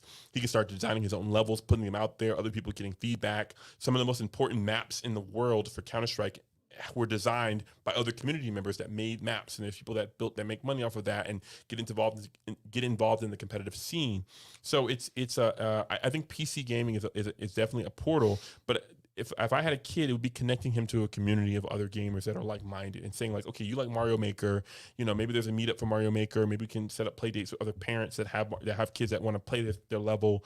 Is there a way for me to host online or are there online competitions where people are competing in Mario Maker levels? Like getting him involved in a community and getting him contributing and having a community that's going to hold him accountable. Be like, hey, bro, you said you're going to have this map ready by this time. It's okay if you don't, but you said it was going to be ready by this time, so we're counting on you to get it done. And I was like, okay, I can't just bullshit my way through this. I have to actually attempt and put it together and say it's finished and contribute like an art project or anything else. So when you take what they're doing and put it, you want to take their gaming experience and place it in a fertile environment for them to grow and explore among themselves, but also have the infrastructure and the constructs to build in a healthy manner. So if we had a local host in Atlanta, I would say bring him to the Nerd Street local host and let him start to play with the other gamers or schedule gamer night. And if there isn't one, let him build it out. Like you get on Facebook, like, hey, friends, or Instagram or Snapchat or wherever the kids are, TikTok. Hey, I'm hosting a Mario Maker competition, and like, I got a cool hoodie. If you beat my level in the fastest time, you get my hoodie. And now he's running his first tournament, running his first competition, and getting feedback on his level. Like that is, I would cry as a parent if my son built or my daughter built a level and other kids came and competed at it and like, yo, that was tight. What about this time? That would be like my first, like the first home run or something like that. Like it's the same level of connectedness. And also as a kid, having a parent that at least cares enough to ask questions about it. Like my parents were very different. My mom was she's a teacher. So she's very, granted, she did let me play the game a lot, but my dad was more the one like, what game you're playing, why you're playing, what's going on. He was a little more trying to understand what it was that was going on, even though he knew he was out of touch because his games were, quarters and Pac-Man, and I'm playing Call of Duty all day. And he's like, what is this? Call of Duty got you wide open. That's pretty cool. Asking me questions about it and what's going on. So can I stop you there? Yeah. Because I think you just made a really, really important point for people that are listening, and specifically parents, like people in our age group, Darren. Old, I'm going to say it. Yeah, whatever. Appreciate it. But seriously, I think what you just said is actually really brilliant, right? Mm-hmm. So I grew up in an age where video games were available, and I guess you could say there was an addictive quality to them because sometimes I'd start playing a game and, a couple hours later I'd like shake my head and go, what have I been doing last 4 hours? Like, holy crap. But nothing like today's games, right? These games are But those games, they were very linear. Right? Mm-hmm. So you went through level 1 through 10 and then you beat the game and it was done. Mm-hmm. And things are much different now. There's this whole social aspect. There's this building and creating aspect. And also games are more involved. The story games are more involved. Oh, absolutely. When I have kids, my kids are going to be like providing, like at dinner time, you're going to have a little baby report on the game and like tell us where you are and what you learned and what the characters are doing. The same way you would do if you were writing. So this is the brilliant responsibility. Part. Mm-hmm. This is the brilliant part, right? So what you were just talking about, I as a parent, I don't know how to recognize this in my kids. Like I've asked a lot of questions about Roblox because all of a sudden I've got a 12-year-old, a 10-year-old, and a 5-year-old. Oof, yeah. And like out of the blue, like it felt like one day there was nothing, and then the next day they're all playing Roblox. And I'm like, what the hell is Roblox? Yeah. And they're all playing it, so I'm asking a lot of questions. But it's only because they asked you for your credit card. Very true story. They all wanted Robux, and all you folks know exactly what I'm talking about. My advice on the money is like always get the card. Like go to Walmart and get like the actual voucher. Never put your credit card in. I would never do it. Yeah, they're not. Yes. So, anyways, but the point is like if they were playing soccer and they scored a goal, like I know to cheer for them. Right. If they're playing baseball, I understand that. If they're playing Roblox and they do something like, I don't understand that. Right. I don't understand how. No, I'm being dead serious. No, I don't know how to praise them for doing good because I don't Trust know me. what that looks like. Right. So what you're saying, and I think this is a really important part for those of us in my generation. Right. We need to take time to understand what these things are because they're not a waste of time. Right. They can be incredibly beneficial platforms for your kids to develop and learn skills and be competitive and accomplish. Yes. Accomplishment is such an important part of being human. Yes. I need to know how to understand those accomplishments. Yes. And today, I will tell you right now, the games that my kids play, I'm admitting it right now. Right. I have no idea what accomplishment looks like Right. in those games that they play. Right. I really don't. That And is- I need to figure that out. No, it's so beautiful I that can you're be asking. a part of it. No, it's absolutely beautiful that you're asking. And my parents are in their 60s, going on 70s, so like they well past the pair. Like they understand it's gaming, but like as far as accomplishments, it's like a big divide. And like my kids, I'm gonna be like fragging out. Like my son will not beat me at Call of Duty or basketball until he's 16. Like whatever, either one. Like you're gonna have to be Gotta really get all good the to beat Pops. Yeah, 'cause good luck with that, bro. Hey, I'm telling you. I'm telling you. I said the same thing. Yeah. Wah, wah, wah. Yeah, but I'm also like gaming 20 hours a week. It's my hobby. But Trust me, But youth over experience. look, You will learn this lesson the hard way.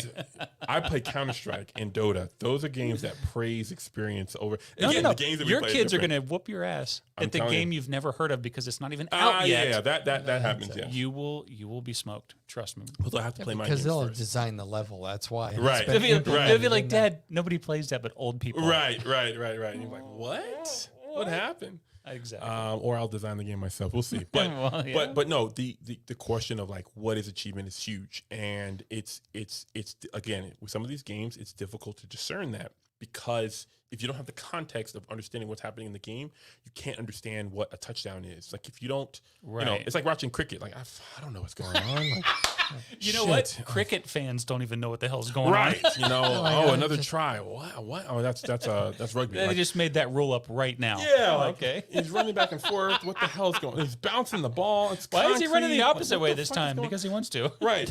But to us, it doesn't make any sense. But somebody watching American football is like extraordinarily complex and like watching somebody get a safety is like, wait, the defense got points for the how they didn't have the ball. The it's a offense whole intentionally Right. did a safety. Yeah, Why? Because the player position they want to kick the ball. Right, Like it's complicated. So like unless you have the greater scope, it's hard to discern that. I think an easy way, depending on the games, like games like Minecraft, Roblox, and this is getting more into that. Minecraft doesn't make sense. still. Minecraft is like literally Legos. Like it's just Legos. It is. Virtual on- Legos. It's It's one of Legos those- on It's steroids. Legos without having to hurt your feet by stepping on those little That things is in the true. morning. It is because they're like, look, I designed this world and I've got Right. this, and here's Enderman coming in, and then there's this. Right, I would give dragon, my and kids you're like, what the challenges. I would hell is go and that? I Are you would kidding me? take like I'd be like, hey, if they're old enough, like, hey, I want you to build this donkey in Minecraft, and if you do it right, I'll give you $10, or I'll So take you out can to I ice cream or something. make Set a comment goals and objectives. on this whole conversation here?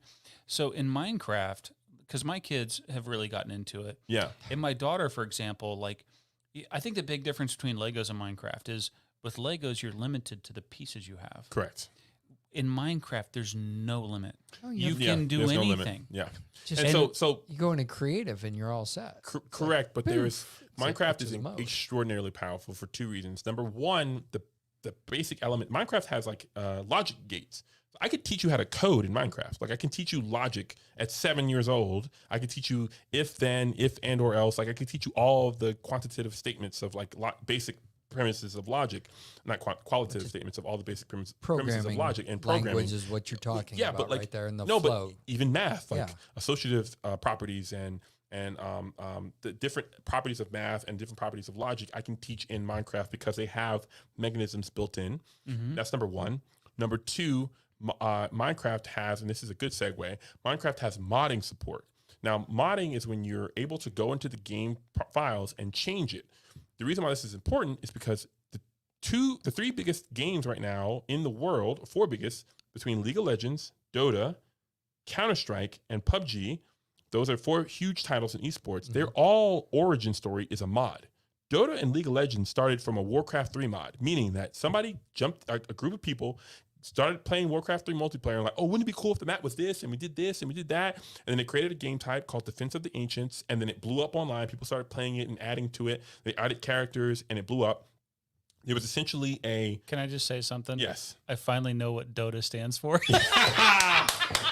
I had no idea the whole conversation. Defense of the Ancients. So I know now. Warcraft 3 is a Blizzard Activision property, and Dota is a Valve property because Valve acquired the team that made the original Dota mod, and then Activision Blizzard and Dota had like a little They got They their- had got their arbitration, war. and they were like, you can call the name Dota, but you can never refer to it as ancient because ancients in this context is referring to our game. And so the game is Dota, but we never refer to the ancients. And then League of Legends was a philosophical choice difference in terms of how they developed the game. So Team A decided to make Dota 2, and Team B decided to become Riot and make League of Legends. And so both of those companies, both of those multi-billion-dollar franchises, Streaming franchises, gaming, they're only they're everything. only streaming though. You can't go to like GameStop and say, "I'd like to buy this." Yes, correct. Disc. It's a digital. So Yes, it it's is a digital game. only. But they make money from the esport. They make money from the game. Dota right now has the world record for the largest prize pool. I think the international 2019 was like $30 million, $34 million. So like first place. Each team member gets like 1.5, 1.6 million, 1.8 million, something like that. I know I need my boy to start playing more games. I know we've transgressed from what you were just saying, but Yes. when you're talking about a $30 million prize pool, and I've talked to somebody about this, there are actual requirements though to be on a team. Aren't there? Some of the games Yes. require them to maintain certain scholastic standards and things like that. It depends. And So, so- we're in the wild west of esports. So It's all over depending on which platform you're playing yeah, on. so like League of Legends has like a proper league format similar to the NFL. You, me, and we get together. We put up $50 million. We buy this league spot, and then we have all these rules and regulations. Like if they're in school, like they still got to be in school, bro. They have to keep their grades up, this, that, and the third, et cetera, et cetera. And when they're of age, they can opt out of school with parent permission, this, that, and the third. Valve is more open-ended. So Valve is like, you can monetize this however you want. They only step in when you break rules. So like there were teams that like owned a team that was competing and also owned a competition. If I was like, pick one, like you're not going to own a team and own a competition. And they were like, oh, okay, we'll sell the team, and then, or we'll sell the competition. We'll sell our stake in that. But so Valve is a lot more open. They're laissez-faire by definition, and they only step in when you break rules. Activision, Blizzard, and Riot are adopting the NFL MLB method. We're making a league. You buy into the slots in the league. Your league has regions, and your teams have players, rules, and regulations. They have a salary. You have this much of the stake. Where Valve is open-ended. So Valve is not providing you any money, but any money you monetize, you don't owe them a cut. Like it's your money. If you have a team and you make $50 million on merchandise sales, well, congratulations, you got $50 million in merchandise sales. You don't want any of that. Is it the Valve Steam? Is that the same Valve that made Quake? Valve made Quake, yeah. Okay. Right, it's the same company. No, it's Quake is the Quake is the godfather of all games because the Valve engine is based on the Quake engine. Awesome. But I don't know if Valve made Quake. I'm sounding like my gamer friends go like, bro, you didn't know that? But yeah, that's the same same group of people. Like Valve and Steam made Fortress Forever, TF2. They yep. made some of the others. Team Fortress. They made Counter-Strike. Counter-Strike was so they made Half-Life. Counter-Strike is a Half-Life mod. So Quake was really? a first-person shooter released in 1996. Yes. Its creator, ID Software, licensed the engine to many companies, including Valve. Yes. So Valve was licensed. They took the Quake engine and made the Gold Source engine, which became the Source engine. Yes. id Software is John Carmack, and that's the Quake engine. He's been doing a lot of stuff. He's an old school legend of legend. Dude, but that game was so cool, man. Like for the time, like that was Call of Duty up until like I don't remember. Call of Duty was based off of an engine that was based off the Quake engine for a long time. So basically, the Quake engine, I don't know how much code still mattered, but like Quake engine bred Call of Duty. Like Call of Duty's running on like a modern version of the Quake engine to some degree. Same thing with the Source engine. But like Valve created these. They used the Source engine. They used the Quake engine to make the Source engine, and then they made Half-Life, and then Counter-Strike was a Half-Life mod, and then Team Fortress 2 was a Counter-Strike mod, and Left 4 Dead 2 was a Counter-Strike mod. So all these games that are out now were mods of existing titles, and Valve would be like, "Oh, bro, you guys are making something cool. Why don't I give you guys $100,000 a year and you guys work for Valve and make the game?" And they're like, "But yeah," and then they do it and they make so much money. I'll tell you what, though, it's fantastic. Valve is. We'll get to. Here's a little business thing about Valve. When you look at their corporate culture, Flat. oh my God, they are so cool. Flat. Yeah. It's completely flat. freaking awesome. And it's like I will say one thing about Valve that I've learned from the industry. They are the most enigma type. I don't want to say enigmatic because enigmatic is the wrong term. They're a black hole. I don't know. I talk to people. Emails go in, and different person emails come out. Go to their employee handbook. They have it online. That was a leak. Employee handbook, and that is amazing. Yeah. They turn around. They have this. It's not just an open source platform Correct. for people to contribute to. It's like an open source workspace. It's dynamic. Like they have floating desks everywhere. All their desks are on wheels. And all of a sudden, you might be working on one project, and somebody goes, Jake, you know what? I need you over here. And grab your desk, grab your laptop, come over here, and you wheel that shit over there. It's all open. They're probably one of the most profitable companies per employee on the planet. And then like, Trevor, we need you for this to work on this project over here right now. And they will suck you in for something, and then you go, I mean, it is dynamic. Because they're worth I don't know. It's huge.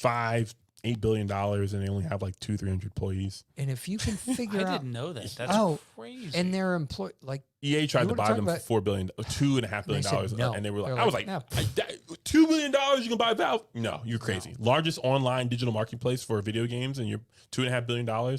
But you can't replicate their work structure. It is so convoluted, super but it unique. Flows so. It probably wouldn't work for most businesses, but they were right place, right time, culturally, technology. Yeah. But even if you want time off, they're like, that's fine. You can go as long as you're not needed. Correct.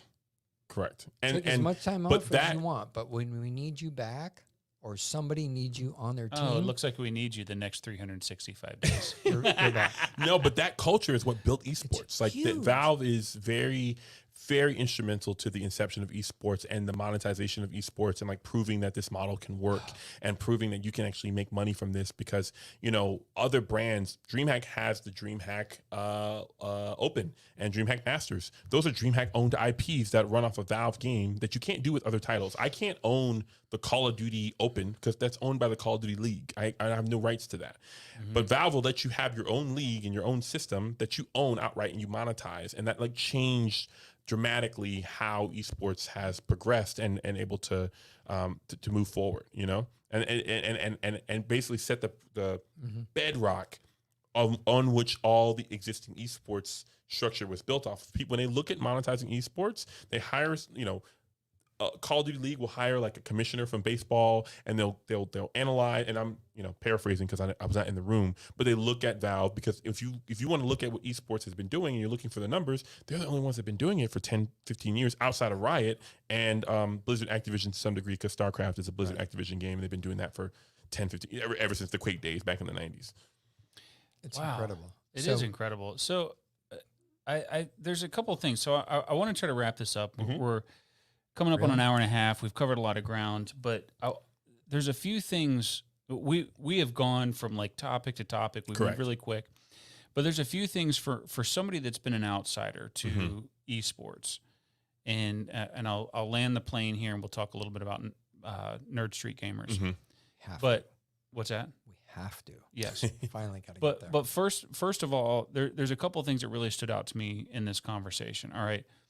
The first one is I had no idea the scale, the scope, the just the pace of growth. This is an amazing industry. And what I really liked, and the one thing that you said that kind of hit me like a ton of bricks, was this is the great equalizer. Mm-hmm. Unfortunately, some kids just aren't born with those natural athlete abilities. Yeah. Some guys are just born, and from very early age, they're very muscular and they're bigger, and it's like you son of a bitch. I hate you. I really don't like you at all. But I'm I'm a tweener. I'm not even the other guys that are bigger than me are way bigger, and the guys that are faster than me are way faster. Look at this little 6'5" runt. Yeah, exactly. He's only 300 pounds. My younger and older brother are both taller than me. My younger brother's 6'6". My older brother's 6'10". So I'm the middle child and kind of the runt. Yeah, but I bet they can't articulate the way you do. But they can't fight as good as me. But seriously, the one thing that I'd never thought about that. But for kids in today's world, it's maybe they don't have the physical ability, but they could be a freaking rock star online. And I think that's really cool. Yes. The other thing that I think is that really kind of jumped out at me as a parent and as somebody that doesn't understand, I don't understand this world. I like video games. I've done some racing sims. Okay, I get that, but I've never been involved in esports. Yeah. I need to understand what home runs look like. Yeah. In the esports world or in the video game world in general. Right. Knowing that it could be different from platform to platform, right. and from kid to kid. Right. Right. So I might have one kid that's all about the really cerebral, the 10-person chess game, and I got to figure that out. And the other one just likes to have fun. Correct. Right. Correct. And both of those kids have an equal opportunity to have a path forward in esports. And I think as you're learning more as a parent about the world, you'll be able to be like, okay, because there's broadcasts, there's business development, like I am cutting deals, wheeling and dealing. You can bet your ass that I'm selling and I'm able to sell and convey and understand esports better than a pro salesman that just came here. And I've seen that. I've met those team members. They're cool people. You're not hanging with me because I come from this. I have enough understanding. They just, you can't speak the language. It's like trying to it's like you going to be sales reps for Def Jam. What the fuck do you know about hip hop culture at an endemic level to sell it? I was there when Def Jam was first on HBO. Come on. Right. Don't even, we're not even going there, all right? But there's a line, I'm not going to sell. I'm as white as I look. I'm not. He's from Ohio. I'm not going to be selling. I'm not going to be the best agent for Michael Flatley in the Lord of Irish Dance. Like I'm just not, bro. I'm not. And so I'm just not. I'm not. Listen, I got this little white, skinny, pale ass. I'd like to see you river dance, please. I can dance in the ring. I can't quite river dance, But the way you're going to But sell the point Michael is, the Flatley more that you come into the space, the more that you imbibe it, the better you can understand where the path forward is for kids. That's something that's super integral to not only Nerd Street Gaming, but the industry at large. Shout out to my homies at Community. That's Chris, Julian, and Ryan. Community is a group that's working to bridge the digital divide between the HBCUs and esports, because we notice when you go to minority groups, they participate. Okay, what's an HBCU? Historically Black College and University. Okay, gotcha. And so there's those colleges, they game at the same level as everybody else, but their participation and monetization in esports is severely lower. It's because they don't have it available. They don't have it available. They don't have PCs available. They don't stream, and also all those schools. It's just not like Clemson esports. I met the kid. His name is Robbie, that founded the esports club at Clemson, and he's working in the esports industry right now. And the culture surrounding the support that he got, to some degree in the Black community, is playing the game as a distraction. Focus on your studies. Make sure you're trying to be a doctor, lawyer, or engineer. It's it's a push. Esports is looked at as a distraction, and it's a complicated thing. But these guys are helping bridge the gap and showing parents that hey, your kid likes to play Roblox and play Minecraft. They did a competition with Microsoft where they had 10 different schools from 5 different boroughs in New York compete in a Minecraft competition where they were building and designing, things for the future and alternative vehicles and things to travel. And they got judged on it based on the merit of the design elements. And it's something that happened in Minecraft that can translate to them going into STEM, going into engineering, going into game design, game development. So there's different platforms for that moving forward. Can I ask you a question? How far do you think we are from full ride scholarships for esports? Oh, we're already there. It's already happening. No shit. Yeah. Really? It's already happening. I want to say UC Berkeley is the first one. Oh, yeah. It's already happening. Really? UC Berkeley, of course. Berkeley. The question is... Google's I said college. The question, I didn't say UC Berkeley. So that question is 5 years too late. Ground. The question is, how soon are we to kids picking a school based on how the strength of their esports program? Because some kids are UGA fans and they go to UGA. Some kids are Georgia Tech fans. I grew up a UNC fan. I would have went to UNC had I stayed in North Carolina, but I moved to Georgia. I'm not paying out-of-state tuition. You're smart. So, right. But there's going to be a point where a kid's going to be like, I'm looking at Georgia Tech and I'm looking at, MIT. And MIT has a trash esports program. They don't have anything going on there, but Georgia Tech is popping. And they got a lot of kids playing. I'm going to go to Georgia Tech. You're not popping at MIT. Right. Because it's going to be a part of the lifestyle and I want to be around other gamers that play games. Look, I'm a big Dota fan, so I want to go to a school that's a big Dota school. We're getting to that point where kids are going to be making decisions on the college based on the collegiate competitive environment that's there and also the gaming environment that's there. So That blows my mind. So That's freaking awesome. I got two things because I want to segue into what you do. Mm-hmm. But I have one quick question. This whole gaming thing, we've talked about the potential, the addiction Yes. that happens. Yes. And you guys are the middleman on this. Mm-hmm. So you're not, you didn't develop the games. Correct. You are out there facilitating the excitement of the tournaments games and and the tournaments and everything Yes. like that. Yeah. So you're like, I hate to use this term, but you're the pusher on the street. To some Okay. degree. To some degree, because you're creating a sense of there's a reward Right. for playing this game that you can become addicted to based on the chemical reactions that are occurring in the brain, Right. right? Right. Which is related to using drugs, Right. okay? Right. So there's that dopamine fix that they have to get. Mhm. We've seen, I've seen kids directly who are like, Right. And you have clarified earlier on the episode that what's healthy and what's not, how to recognize when your kids beyond that, when they're not communicating what they're playing and the social aspect of it.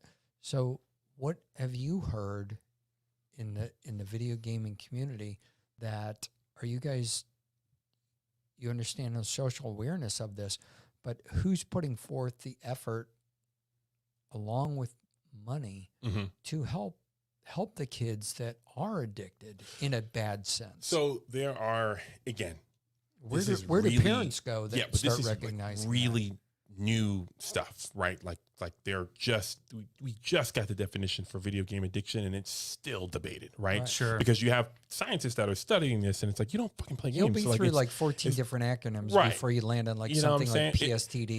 I liken right? it to like, Or it you know, was- somebody trying to describe, I don't know, gun violence in the black community. Like, you're not from that community. So how the fuck would you know what gun Right. violence is going to, like, That's an not AR-15 ban is not that's going not to stop gun violence. somebody from getting shot with a pistol in South Atlanta. You don't understand what the problems are in that community. And It's just so, a flesh wound. You right, roll with it. right. You know, so, but it's the same thing when it comes to gaming. It's like, it's a balance between the professionals and then also the people that are in the community that are paying attention to this. And we're having a dialogue right now and we're going back and forth. So there are, I know GamerDoc. It's GamerDoc and there's another doctor that's been going online.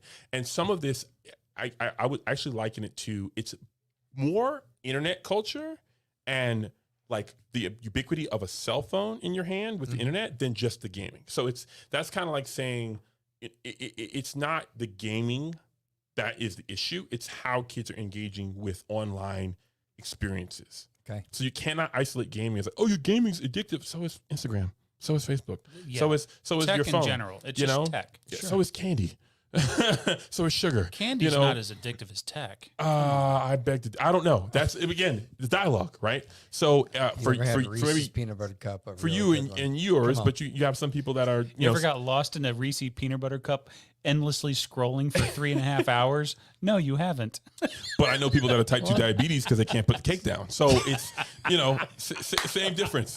I'm not that, you know what I'm saying? But it's a balance, it's an understanding of where we're going, and it's more about paying attention to like online engagement. Like you have to be just as aware of your kid gaming as you are on Instagram Hell yeah. or on Facebook or on TikTok. It's one and the same. So to say that if the conversation and the study of it is scoping out. We are looking at gaming, but you can't isolate it completely because the same thing you see in gaming, you see in Instagram, you see in TikTok, you see in other environments, and how kids, like, how early should they be on the tablet? How early should they start gaming? You know, I'm not the expert to say that. We're studying and we're learning, we're paying attention. But to your question, there are governing bodies that are involved in that. We have Nurse Street has a camp program that we are educating parents just as much as we're educating the kids on, like, this is healthy gaming. We're bringing the kids together to play. They're also doing other activities outside of the game space.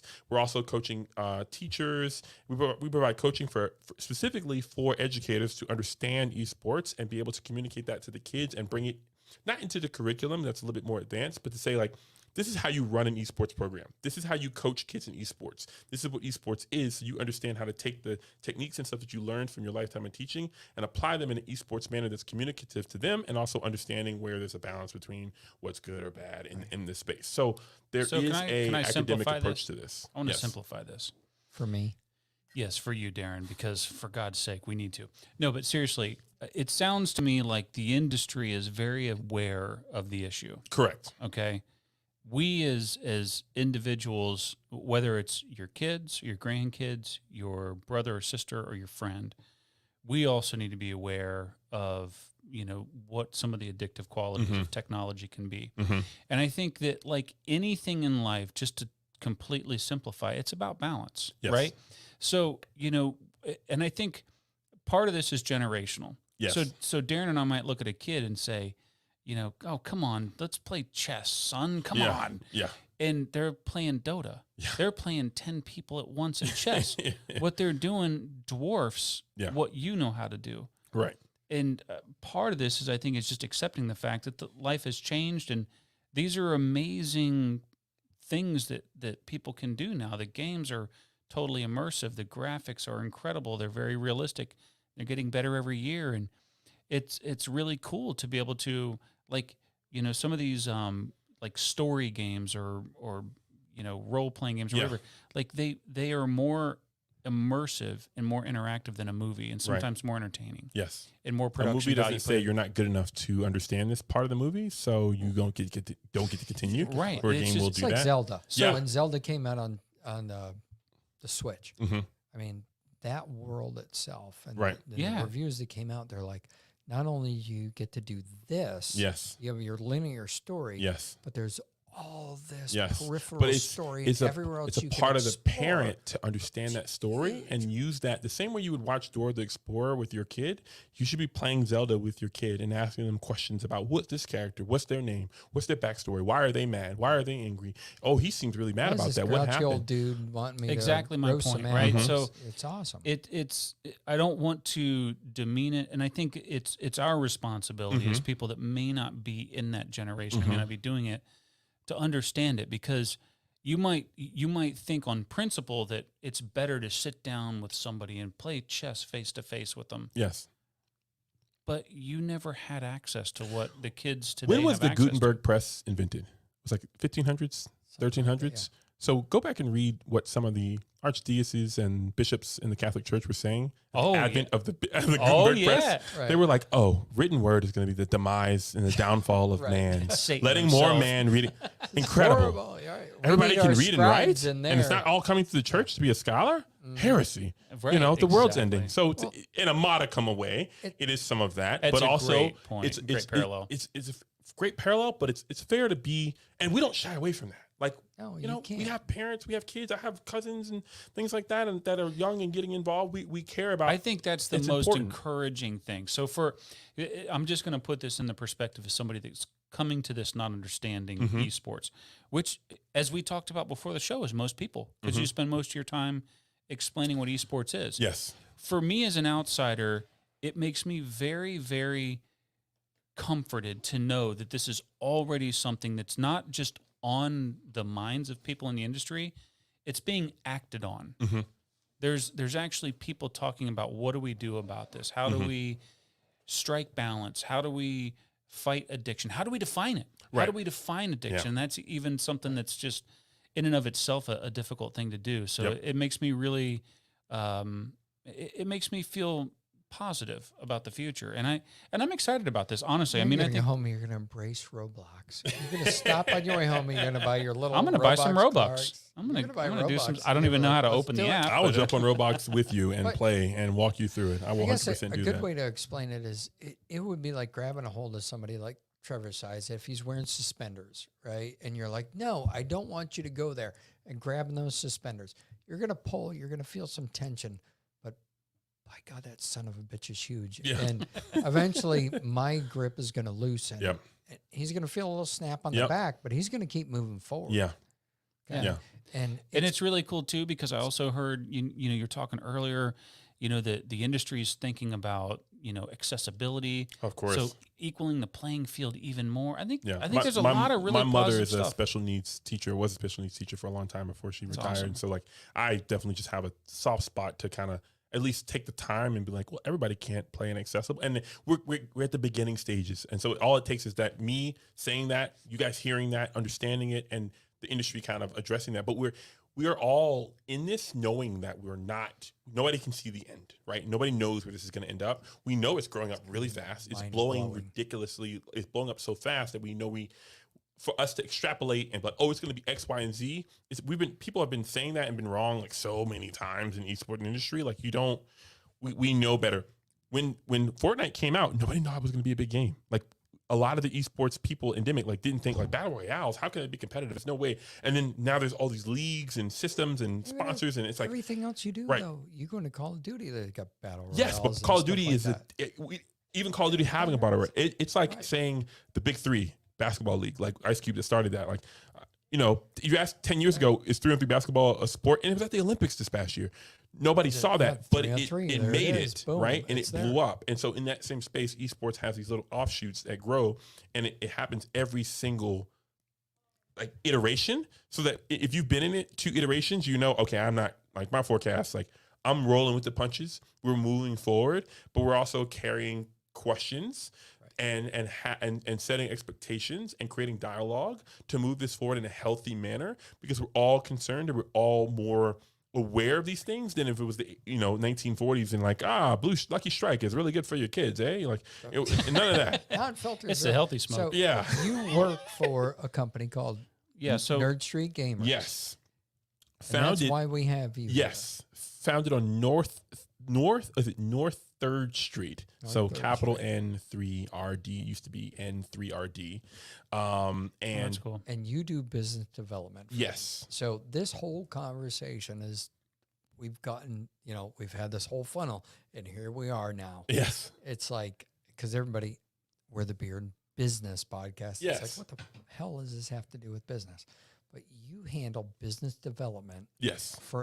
And as you explained to me, you guys are like the David in the Goliath. Yes. Of the esports industry. Yeah, in a lot of ways. What the hell do you do? It's incredible. Because you are one hell of an advocate for esports. I appreciate it. The past hour and a half we explained. No, what do you do? I love it. I am the business development manager specifically for events, specialized in events. And the reason why is because I have extensive experience managing and running and doing, I've run events from the top to the bottom. I've participated in broadcasts. I've done logistics. I've done project management. So I've touched just about every little piece of esports there is, from high-end events to lower, local events. So I have an understanding of the product at a granular level that's hard to explain to somebody that hasn't, you've never unpackage anything. Let's explain an event then. So an event would be, we just did Hugh Fest at Harrisburg University. So shout out to Chad at Harrisburg University. They are really big on esports, and they did an invitational. So what they did was they invited, I think it was 32 teams, 16 teams for League of Legends, 16 teams for Overwatch, and they hosted a competition on site at their campus. And we facilitated the tournament operations, and we did the broadcast for part of the competition on Sunday. And that was all the teams coming out, competing, participating, the broadcast, which includes the casters, the picture-in-picture, all the replays and back and forth. And it's like Monday Night Football. We did Monday Night Football, but it was for League of Legends and Overwatch. So it'd be like doing Monday Night Football and NBA at the same time, and switching back and forth between both of them on one channel. And we facilitated that for the company. And that was a pretty big project. They're proud of what they've done, and they're doing that because they want to promote esports at Harrisburg University, because they understand that if they don't start moving in that direction and let the other colleges get in that space, they're going to be losing hot prospect students to other programs that have a more established esports university. So they get it. They understand what they're missing out. So I have a question for you. Yes. I've got this co-working office. Yes. Not big enough to support an esport event. Correct. But is it big enough to, because I've had people ask me this, have you ever thought about opening this up on the weekends to some of the gamers so they can practice and train together? Yes. So this is, how much square footage is this side? This 3,000. That's perfect. So our smallest level local host is around 2,000 square feet. And a local host is the brand for the actual in-person facilities that we have. And so the whole point of Nerd Street is to democratize esports and provide a point of entry for an average everyday kid or person to jump in and be able to compete on the same hardware that the high level guys have. So it's like letting you practice on a Formula One car, an actual Formula One car, instead of like a Formula 3 or Formula 2 car. No, we put you in the Formula One car and let you take some laps so that your lap times are as close as possible, as you have the same equipment that the pros Makes do. sense. Yeah, I like Right. that. And I love it because everybody, as I've been with the company, from the CEO to the chief of staff, like they're really about that life of like, we are really trying to find a way to make this as accessible as possible to everyone. And as far as square footage wise, this is actually comparable to the smallest opportunity we have in our local host, which is the I forget the name for it, but it's the smallest size local host. It's like between 1,500 and 2,000 square feet. It has anywhere between 20 to 40 setups. And we run LAN tournaments. We invite people to come in and play. People come in and travel into town. Like when I travel for work, I go to LAN centers like localhost and I sit down and pay, $20 and get 4 or 5 hours, and I get to play games because I don't want to bring my whole PC rig out there.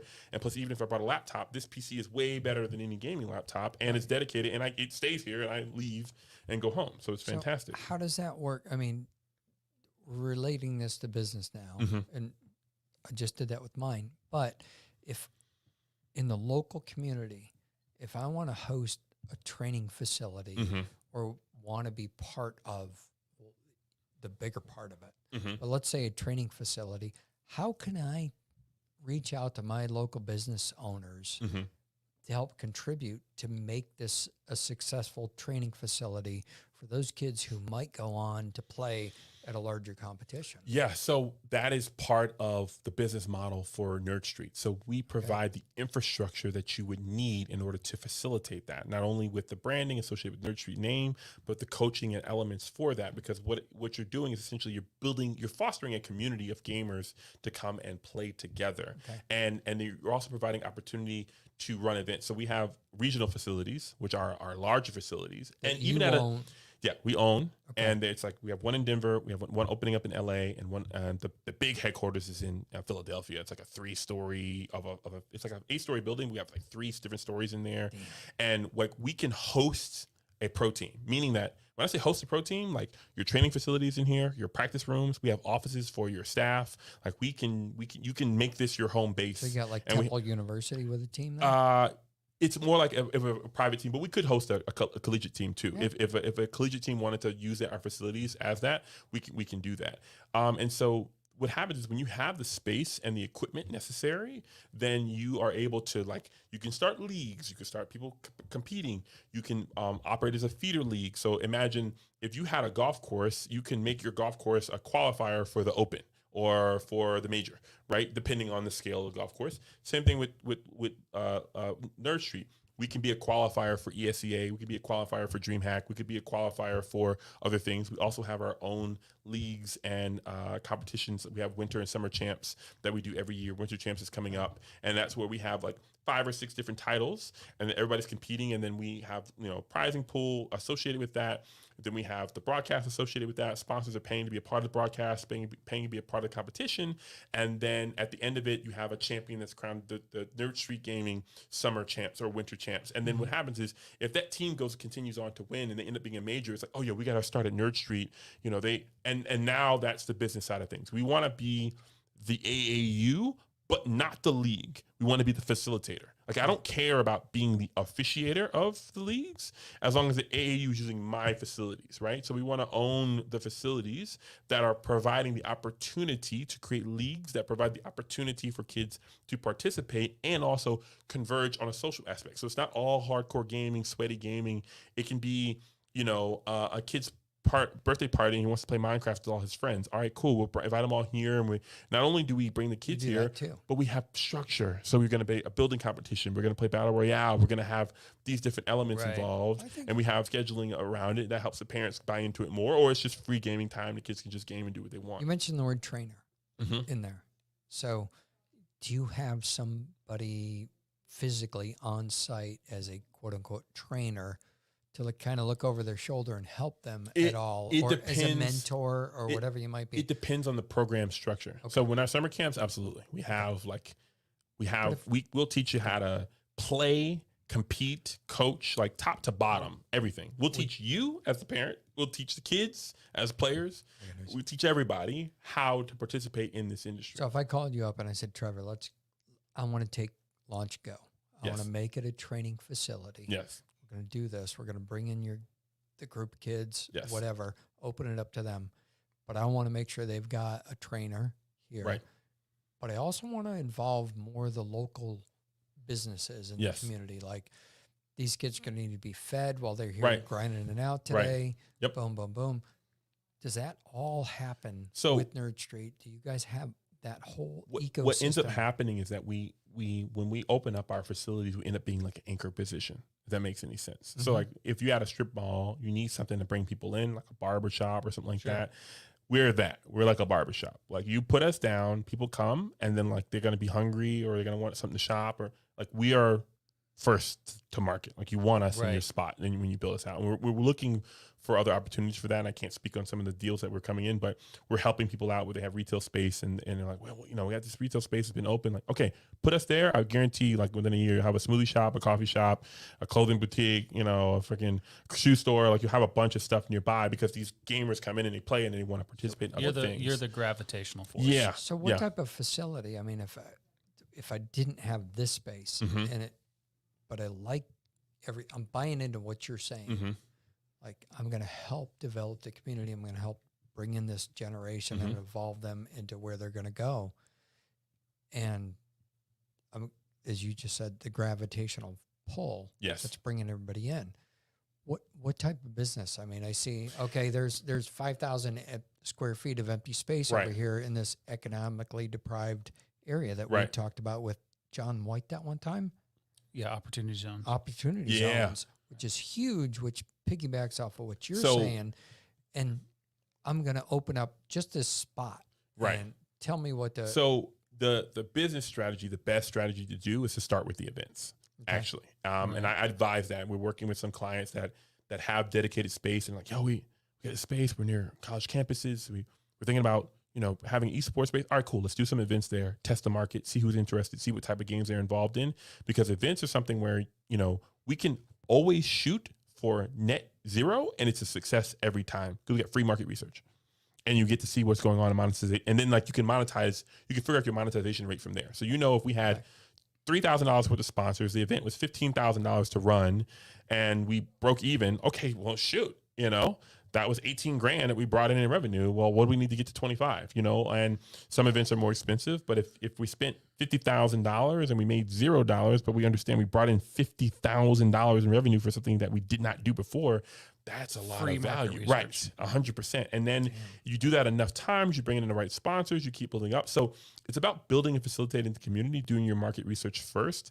There's three esports facilities in Atlanta right now. Access Replay is the oldest that's there near Clark Street Market. I know Allie, she's dope. The team there is doing really good stuff. Good relationship with Nerd Street Gamers, cool guys. My homies, Todd and Nabil over at Skillshot. They used to work for High Res. So they were a company that worked for a game development company doing their production, and then they split off to do anybody's production. So they've done stuff for like Call of Duty League. They have a new spot opening up in Uptown Atlanta. I say that in quotation marks because there's no such thing as Uptown Atlanta. They're building a facility like north of Midtown, and it's like this complex, and they're calling it Uptown. It's great marketing from development, and also like if they get it right, it will become an Uptown because it's like between Buckhead and Midtown, where it's not quite Midtown, but we call it Midtown now, but they're calling it Uptown. I was like, oh, that's brilliant. Let's go to Uptown Atlanta. It sounds fancy. But no, they have a new facility opening up there. And then my homie Greg has a tried and true for FGC style event complex near Chamblee, like near 85 and 285 at the intersection there of the highways, called 404 Esports. And so those are three different facilities that have existed, and they have different pricing models. It's a long-term investment if you're getting in on the facility side.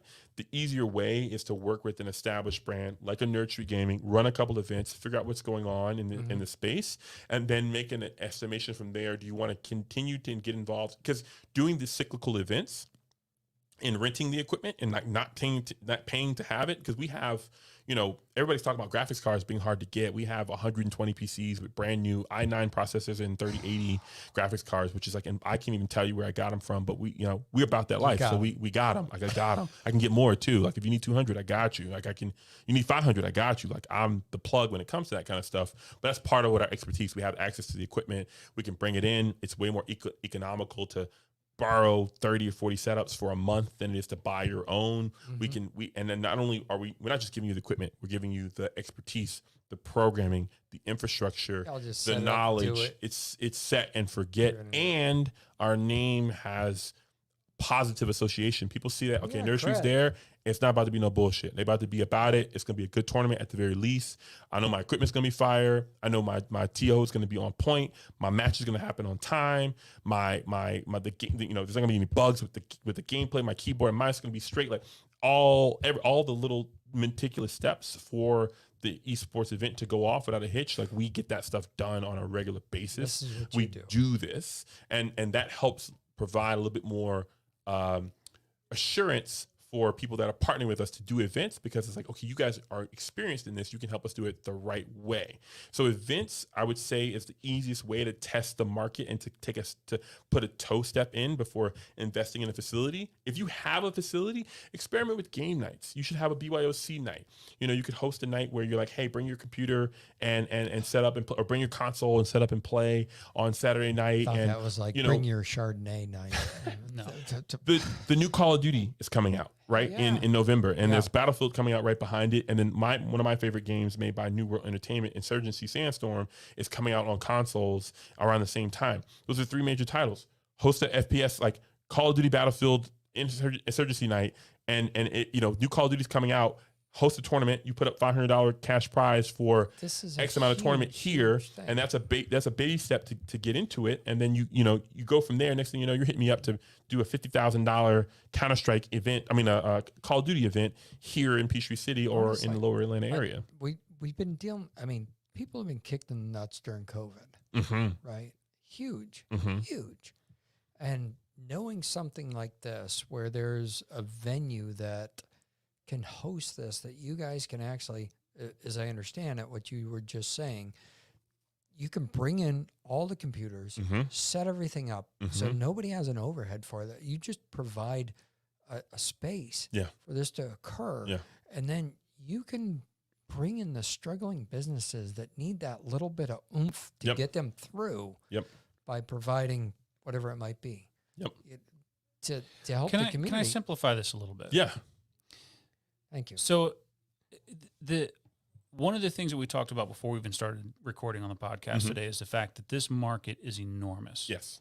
And it's growing at a rate that's it's ridiculous. Exponential. X squared, maybe even X cubed. Ridiculous. It's really a lot. So there's, as somebody that has maybe not ever thought about, being in esports, there's many ways to get in. Like find yourself an investment opportunity. As Darren's talking about, put together, organize space, events, as you talked about. I think that you should be in this business somehow, because I feel like this is a really ground floor opportunity with something we know is going to explode. Yep. So figure out how to get your money in it some way, I think, is the first thing. Yes. Second thing, when we started this conversation, I was very skeptical of esports.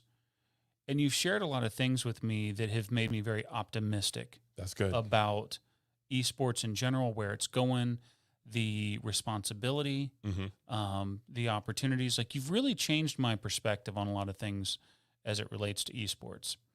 And the third thing is, if you are wanting to get in this, there's professionals like Nerd Street. Yeah. I don't have to have it figured out, but I could probably reach out to you and say, hey, I'm willing to throw some cash out to do an event in my community about X, Y, and Z. How would I go about doing that? Right. And we one thing that I love about esports, and this is kind of not industry wide, but among the professionals. So there's you have to be careful in that regard. There's some people that get involved that, like, they've been doing it for a while, but they're not in the pro tier. And I've heard of people getting burned by these kind of groups. Kind of like if you in the music industry, you want to start a record label, you get the wrong guys. Next thing you know, they hang you upside down for you shaking your quarters out of your. What happened? It's like Don King. Yeah, exactly, 100%.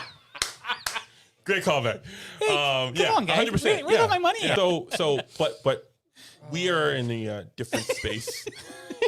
I got you. Right, I got you. No, you got me. No, but it's true. That's true. I've been on calls with clients and they're like, yo, we got burned with this group, this, that, and the third. Yeah.